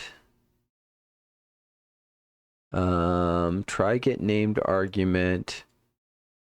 Blah, blah, blah. Containing type, get all members to immutable array. I'm looking to see where the... Ooh. I type symbol is not special type. Oh, is there a... the built-in happiness. Is there a special type for system type? Because that would be really, really convenient if there was a system type in this. Object enum, delegate value type, void. It's got all the primitives. It's got array, enumerable, generic enumerable, nullable, disposable, type reference. That's not it. I don't think. Indicates that the type is a runtime type handle. I'm trying to think if there are any arguments inside of the MVVM community toolkit where it's using a system type. I don't, because I do wonder if system type reference is the right way to check this. Let me just check. Are there any references in here? No, there are no references to that specific one. Let me check this one. I don't think runtime type handle is going to have one either. Okay. So let me do this. System.type. I don't think I'm going to find any hits here.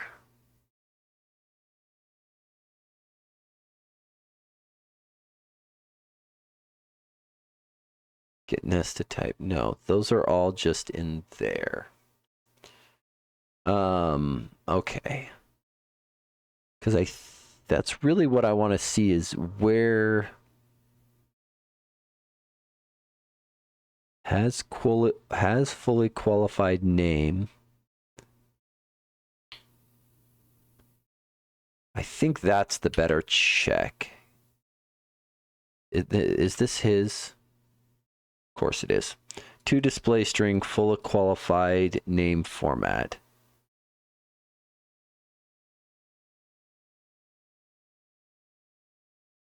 I think this is... Let's see. Gets the fully qualified name for a given symbol, including nullability annotations. Ooh, that'll be good to know. Okay. I'm just looking at what extra things he's got in here, because he's got a lot of useful stuff. Okay. So what we actually want to do instead is this. Has fully qualified name. Oh, wait. But has fully qualified name was the extension method. Duh. Has fully qualified name is just calling to display string and then equaling the type. So just to again, some of these we may flatten out better later. We're gonna make it work, make it right, then make it fast. Okay, so we're gonna go like that. Is named type symbol. I don't know if I care about it being a named type symbol. Why do I care about that, Copilot? Oh, because to display string probably has a requirement on that. I symbol. There. Don't need a name type. And this is doing type get type, but we don't actually and this is the key thing, is I don't actually want to do this. I only need enough, it generated this because I set my return type here. Because this is a constructor argument. And what does my sut class actually need? Because I think I just need the parameter name and its fully qualified type. Because all I really care about is name and full name. So I just need that. So this actually should be sut class. There's that. So if I have this, I can go return new, and then name is going to be let's see, target type symbol to display string, and then I want the symbol display format of I don't want the full name, I just want the simple name. Let's see, because that's full name. I guess we can just do full name there, fully qualified format, right? And then we can do name gets target type symbol to display string. Oh wait, was there a to minimal display string? It's probably what I want. What does to minimal display string return? To minimal display string converts a symbol to a string that can be displayed to the user, may be tailored to a specific location in source code. I don't. So I think I use name. I think I use name for building up a test method name, if I remember right. Yeah, so it gets used as part of the unit test method name. So I think I actually want to go back to display string, I think. Symbol display format. I feel like this is going to get me Feel like this is going to get me right back to the same thing, but maybe that's okay.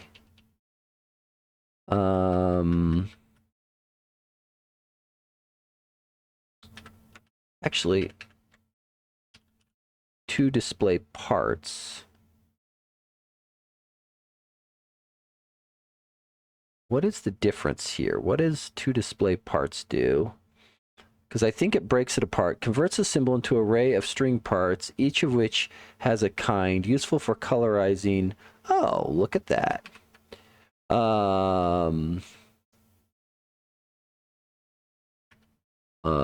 Let's see. Can we just do where? Do where x dot kind equals class name. There we go. Struct name is never going to be a thing because we don't generate code valid for that. And then I want last, I think. There, something like that. That will probably get me where I want to go. And then we're going to make this nullable. Okay. And then the very end of this method is going to be return null. And then we need the optional case where if we didn't find it in the constructor arguments. See you, Izzy. Have a good one. Looking forward to next week. I can't deal with less than 4 screens. Hey, I'm only on 3 right now, so, you know. But have a good one. I would tell you not to overwork yourself, but I know better than that. Let's see. So for each var arg in constructor test attributes named arguments. Okay, so let's see here. So we can probably break this into a local function because this is going to end up being the exact same thing. Yeah, I think so. Because both of these are iterating over. One is immutable key value pair string type constant. Typed constant. So I can probably just do, because this arg is just the type constant, right? Yeah.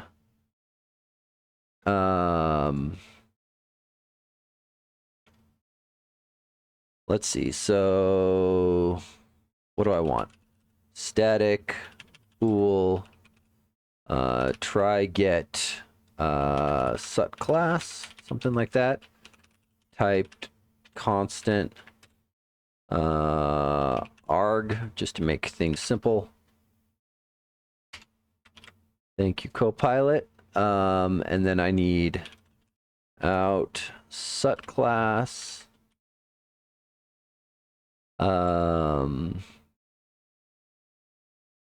Found class. We're gonna do something like found class gets that. Return true. Found class gets null. Return false. I guess we could actually, we don't really need a try pass. We could just do this.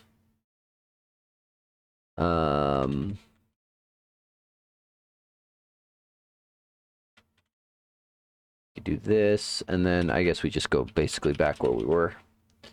This is probably not bad, because then that means this logic comes down here.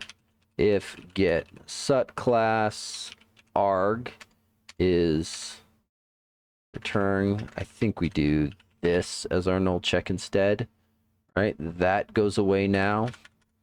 And then this comes down here, and this becomes, we get rid of that,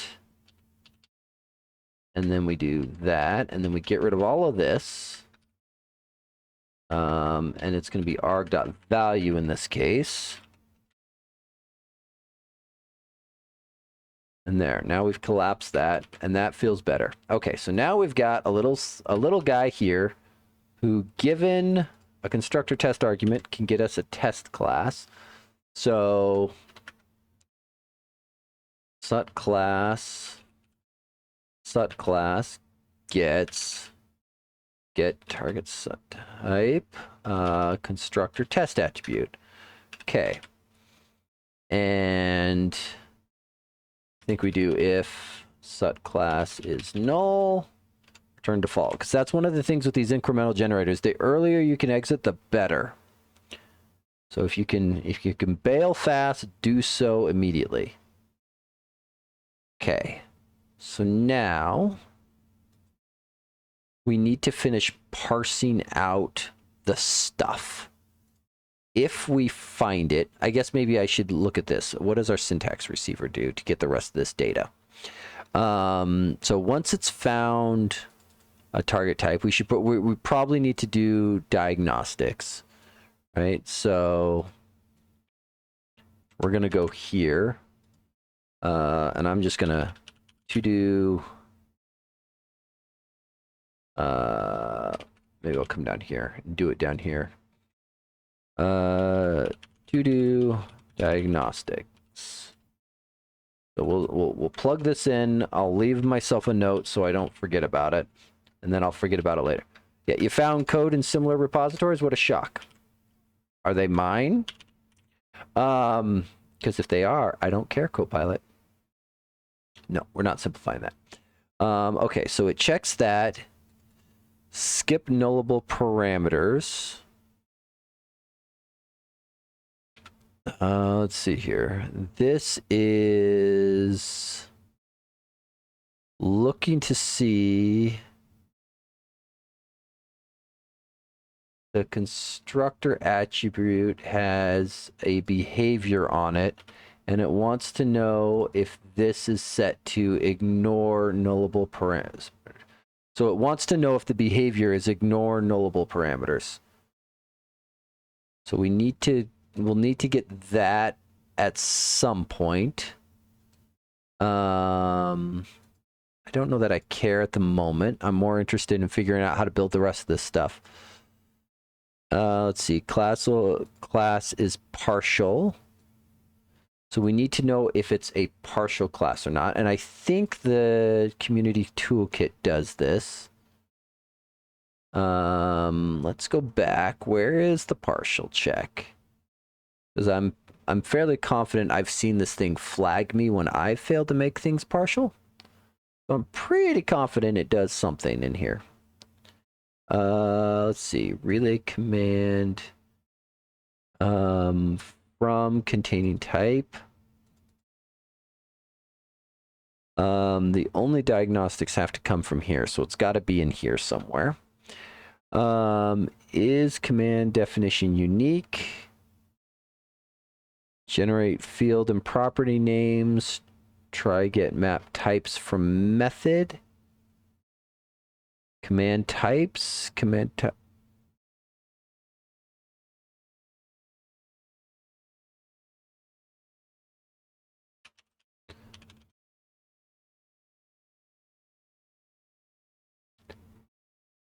Command class type. So I have to believe this guy here does the partial.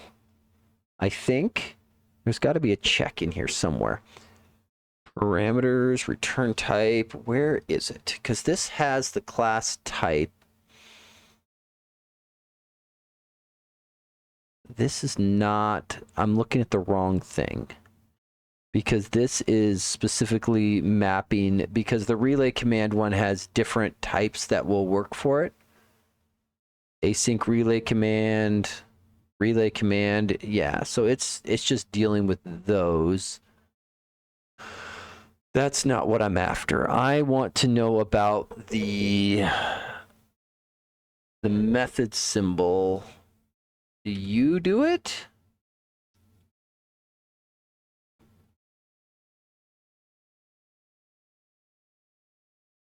Containing type, multiple relay commands overload. So this is adding in diagnostics. Okay, so you do have diagnostics in here.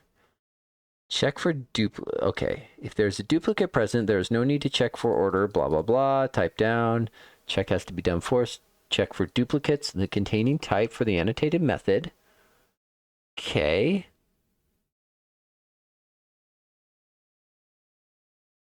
Two method symbols are partial and either implemented. There's got to be a check in here for partial. Or maybe they just generate and don't bother. If the method is a partial definition, also gather attributes from the implementation part. So they check if the method is partial. But that's it. So they don't bother to check if the class is partial. Okay, so maybe we'll just generate and let the compiler yell. So we may not care. Okay, so let's see. Test class name. We already got that. Namespace declaration, blah, blah, blah. Oh, so we were doing minimally qualified format before and fully qualified format. Great. Okay, great. Great. Okay, and then this is the code. This is the code that is generating up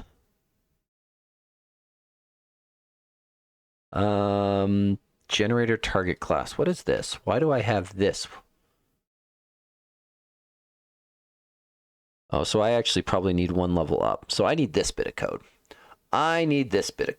This is actually probably what I want. Oops. Probably didn't want to close that. Oops. Oh, well. Okay.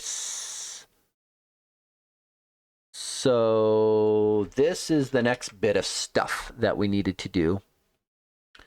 So context attributes, but we know in this case the context is going to be a class definition. So because their root level one was an I method info something.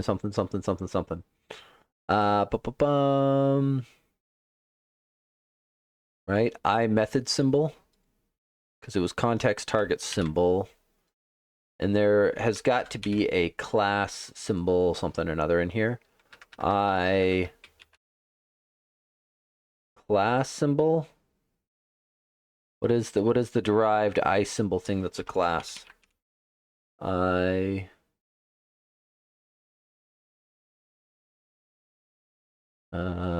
array, I event. Oh, named type symbol is probably what we're after. Class symbol. Yeah, so it's going to be something akin to that, I believe. So that'll get me to there. And I don't need this yet, so let's not do it until we need it. Because if we can early exit's good. We're going to go here. And do you have constructors? Yeah? Name type symbol has constructors. Okay, that gives me a lot of confidence that we're in the right place. This guy comes in here. We build up parameters. And then I name this guy Sut. My old code just works for the moment. So we'll do that for the moment.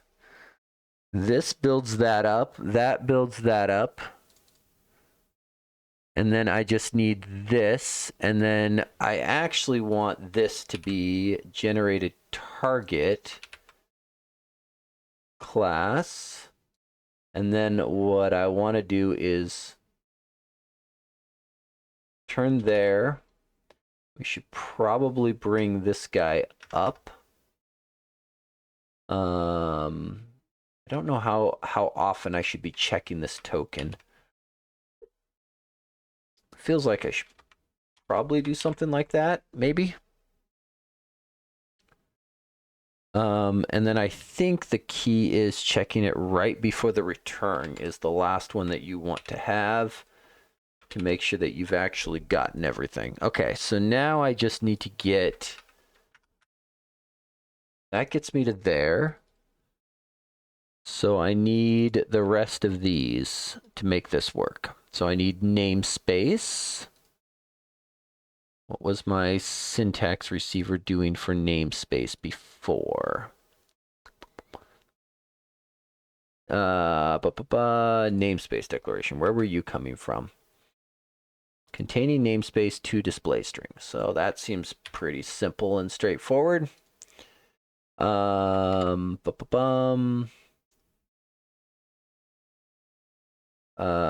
see. I don't want to use symbol here, but I do want to do class symbol.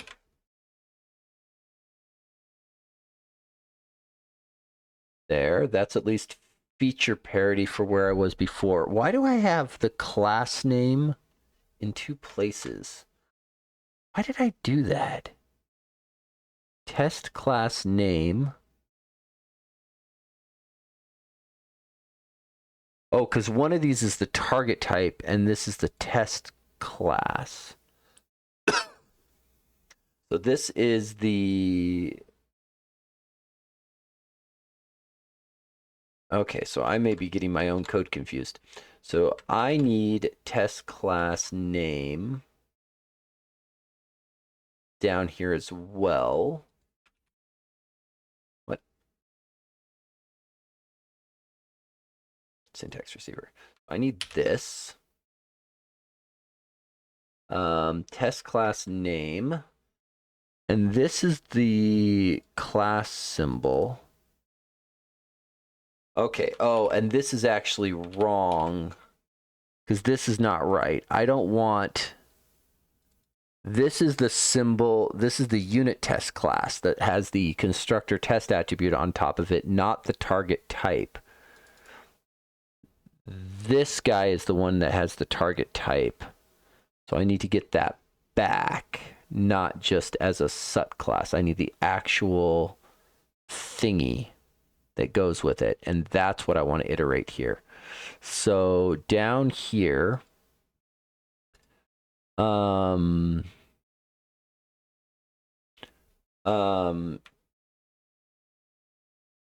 I think what I want to do is this, and this, and then I want to get rid of this, or at least I'm going to cut it and put it up above for the moment, because I'm going to need something in this vicinity. Not exactly the same, but something close. So I want this to actually be this guy. Return target type symbol, because I'm going to need the symbol for whatever that target type is. Just fine. That's what I want.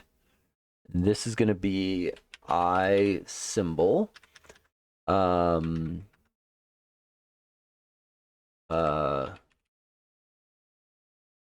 We're gonna intentionally rename this so that it breaks compilation down below, because this is where we want. Actually, I think what we want is named type symbol out of this instead, because that's what has the constructor on it. So we want to catch that there. We catch that there. Catch that there. That flows up. Sut type. This is going to be sut type dot constructors, and I'm going to rename this so I make more sense of it.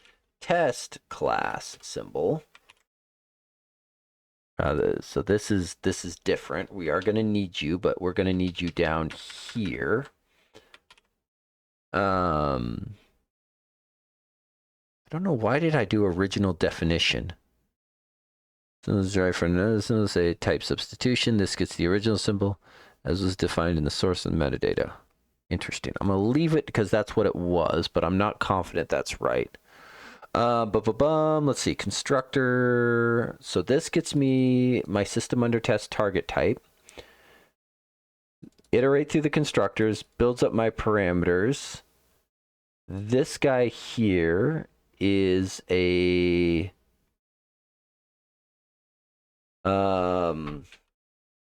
sut class, sut gets new. And this is where we're going to need this bit. And I think I can probably steal from wherever I built it up before. Sut type. This is what we were doing before, so we're going to just steal that again.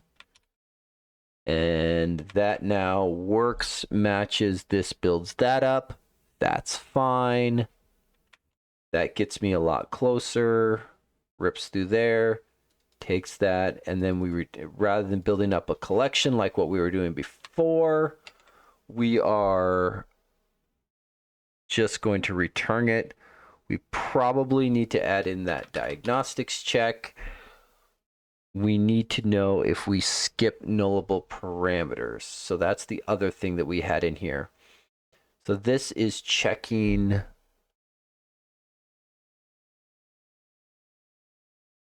see, argument list.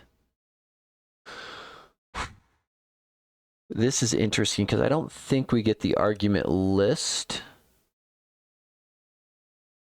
I don't think we get the argument list, but let's look. Constructor test argument are, yeah, so we're going to have to go through constructor arguments and named arguments. There's not a argument list, it doesn't look like. Yeah, that's fine. That's fine. So let's just wrap that up in a function, I think.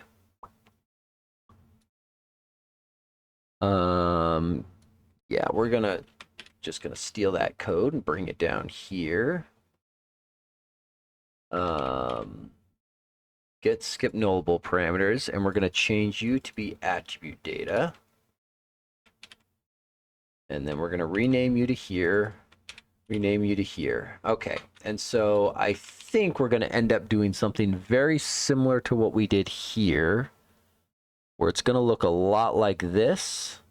Again, we can wrap this up in helpers in a bit, make it work, make it right, make it fast.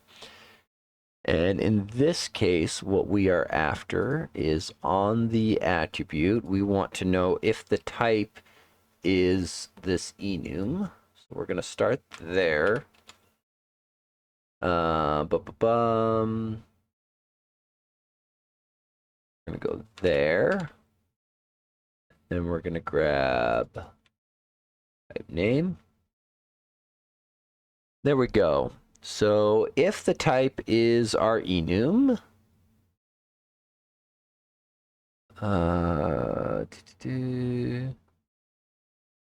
ooh, I don't know if this check on the other one is going to be right. We'll have to debug and find out. I think that's going to actually be wrong because it's, yeah, we'll have to look. I'm not confident. So get, let's just call this get behavior.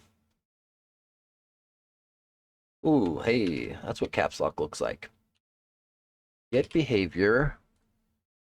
And then we're going to drop you into both cases here and here. And the name of that is behavior. And you know, there's a reason we're not doing a name of is we don't want hard references between these two. So generation is actually a good thing.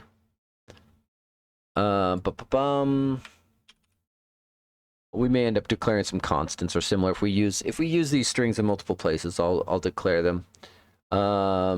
Let's see.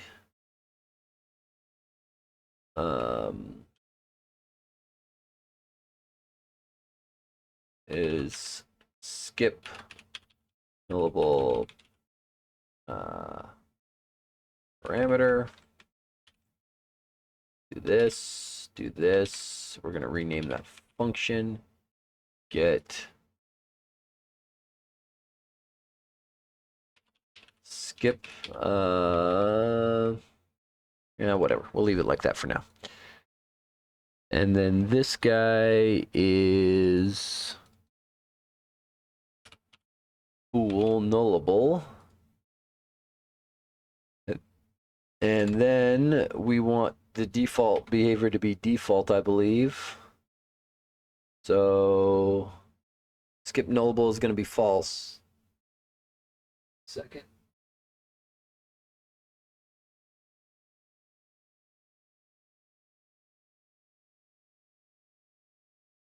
Let's see.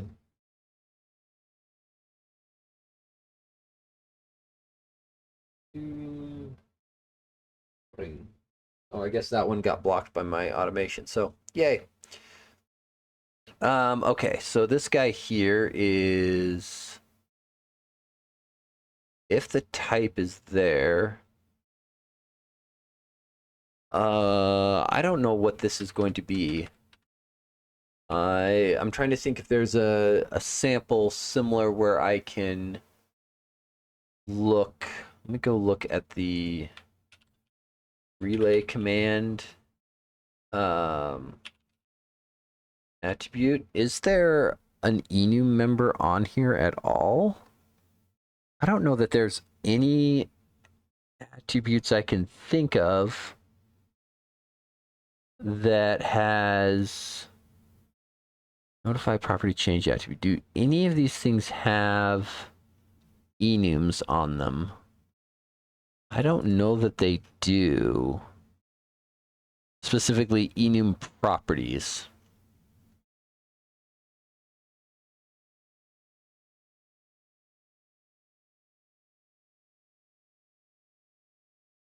Yeah, they don't have properties on them.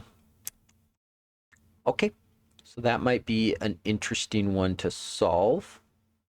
We're just going to return true for now and put a to do check enum value. That needs to be a thing, and then this is going to be a return false, because that's the default. Okay, so we have this.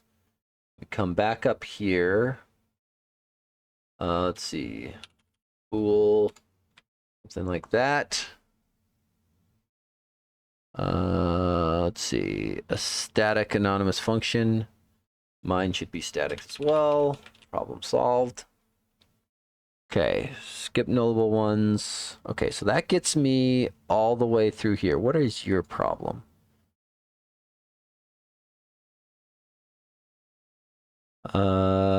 Cannot be inferred by usage. Try special. Okay, so let me help you. That's the type I expect. So what is the right return type then for these?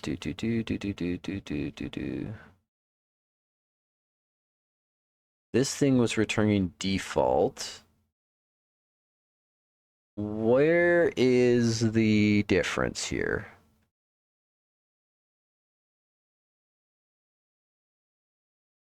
That's returning. Oh, is it because this thing wants a value type? Is that the difference? Values.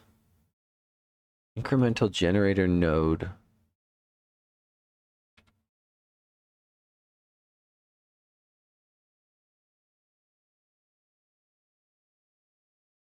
I am confused why this thing is unhappy. Is it... Can you not figure it out from there? Possible null reference return. Oh. It doesn't want... Got it. It doesn't want a null. Okay, got it. Public static generator target class. We're gonna just cheapo mode this for the moment. Probably won't keep this, but because because this is mutable, there's too many ways this goes poorly. But for now, we're gonna do this, which is why it's unhappy. So that should make it happy. That should make that happy. Okay. Figure it out now? You happier now? Okay. So he got away with the default keyword because he was using a value tuple. We are not. We should We may go bringing those in. Command info, get the filtered sequence to enable caching.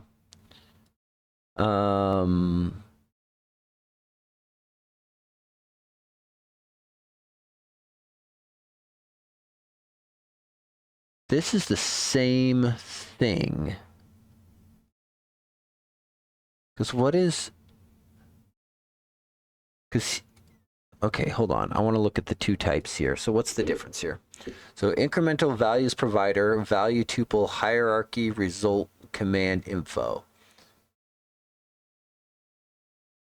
This is grabbing where the command info is non-null.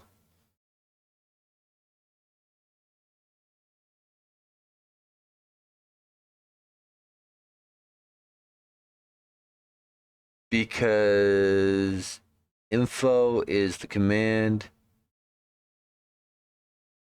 So finding where we actually have a command info versus having a null one with diagnostics.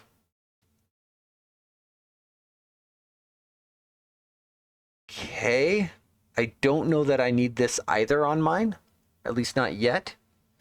This will probably go along with the errors, but I think what I do instead, and actually, no, we can do the same thing.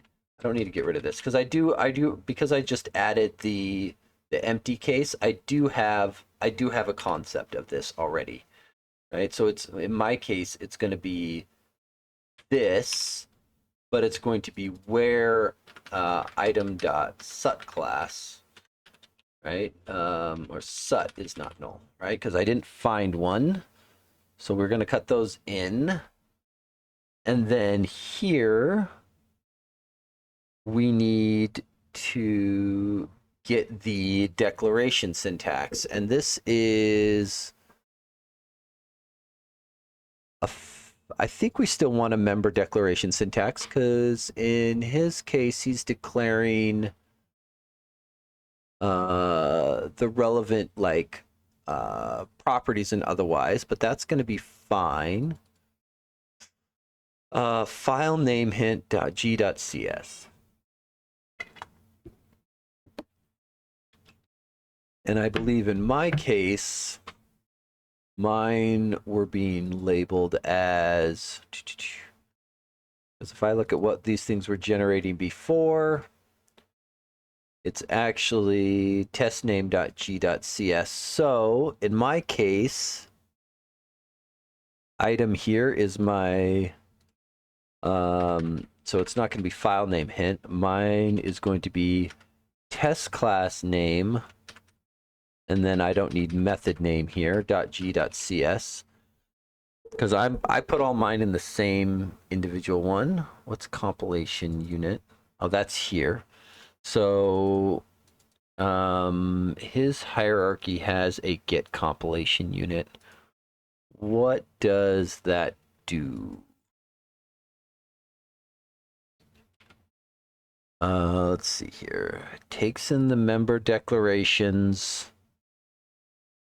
Creates a parcel type declaration with the given member declarations that declares as follows: type kind, type name, members. So this is just building up all of that, which we're going to want to do something kind of similar. I think we're going to want something somewhat similar-ish to this. But not quite the same, I don't think. Let's strip this for the moment. But I don't think I want it exactly this, but this is, yeah, get compilation. Because, wait, how does that thing reference? Where does hierarchy come from? Where are you coming from? Where are you declared? Oh, this is the other partial of the, so this is actually on the hierarchy info. Got it. Because this actually has the type info and the get syntax and all of that stuff to go along with it. Okay. Okay, so we will need something similar-ish, because I think I have dropped enough of that data, but I will need something similar in here, because my item doesn't have all of the stuff. And then we will need something of private static mutable array, member declaration syntax, get members. We're going to do something about like this. And it's going to look something like this. And it's going to go something like this. And it's going to be item dot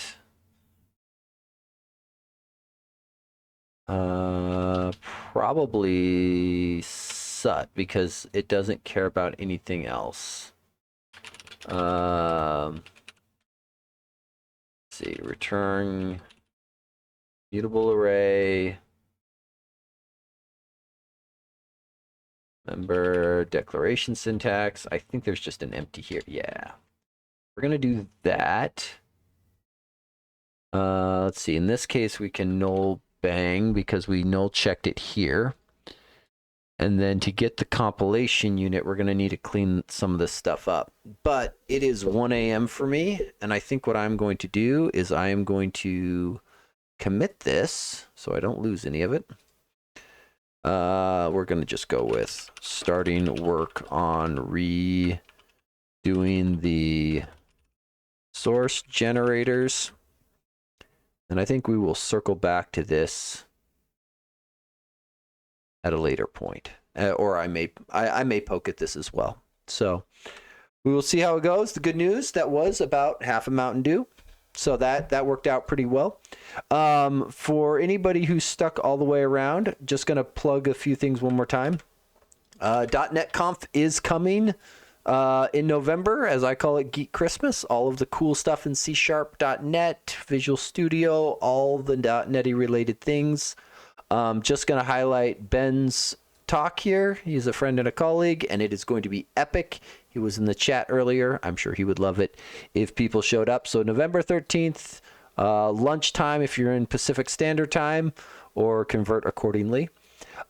If you are interested, I am also doing a user group covering all of the stuff of what is new in .NET 10. This is also going to hit on C# 14 and probably touch a little bit on some VS 2026, but there is a lot of cool stuff coming in Net 10. It's officially 90 minutes, and I'm going to be strict on keeping to that timeline, but there's a lot to get through. There's a ton of coolness coming. Last year was kind of meh in terms of the new stuff that we got in C# and .NET. This year, it's not meh. It's pretty slick. It is very, very slick. So if you are interested, feel free to sign up. It is hybrid. It'll be on Intellitek's YouTube. If you can't make the time, you can catch the recording there. But with that, I think I'm going to thank everyone for coming and hanging out. As always, it was good. Next week, just as a reminder, if you have been following for the Avalonia Enigma app, Izzy will be joining us actually on the call, not just in the chat, going over like physical hardware bits, where we're going with it. It's going to be cool. So join us next week for that. With that, I will tell everybody happy coding. See everyone next time.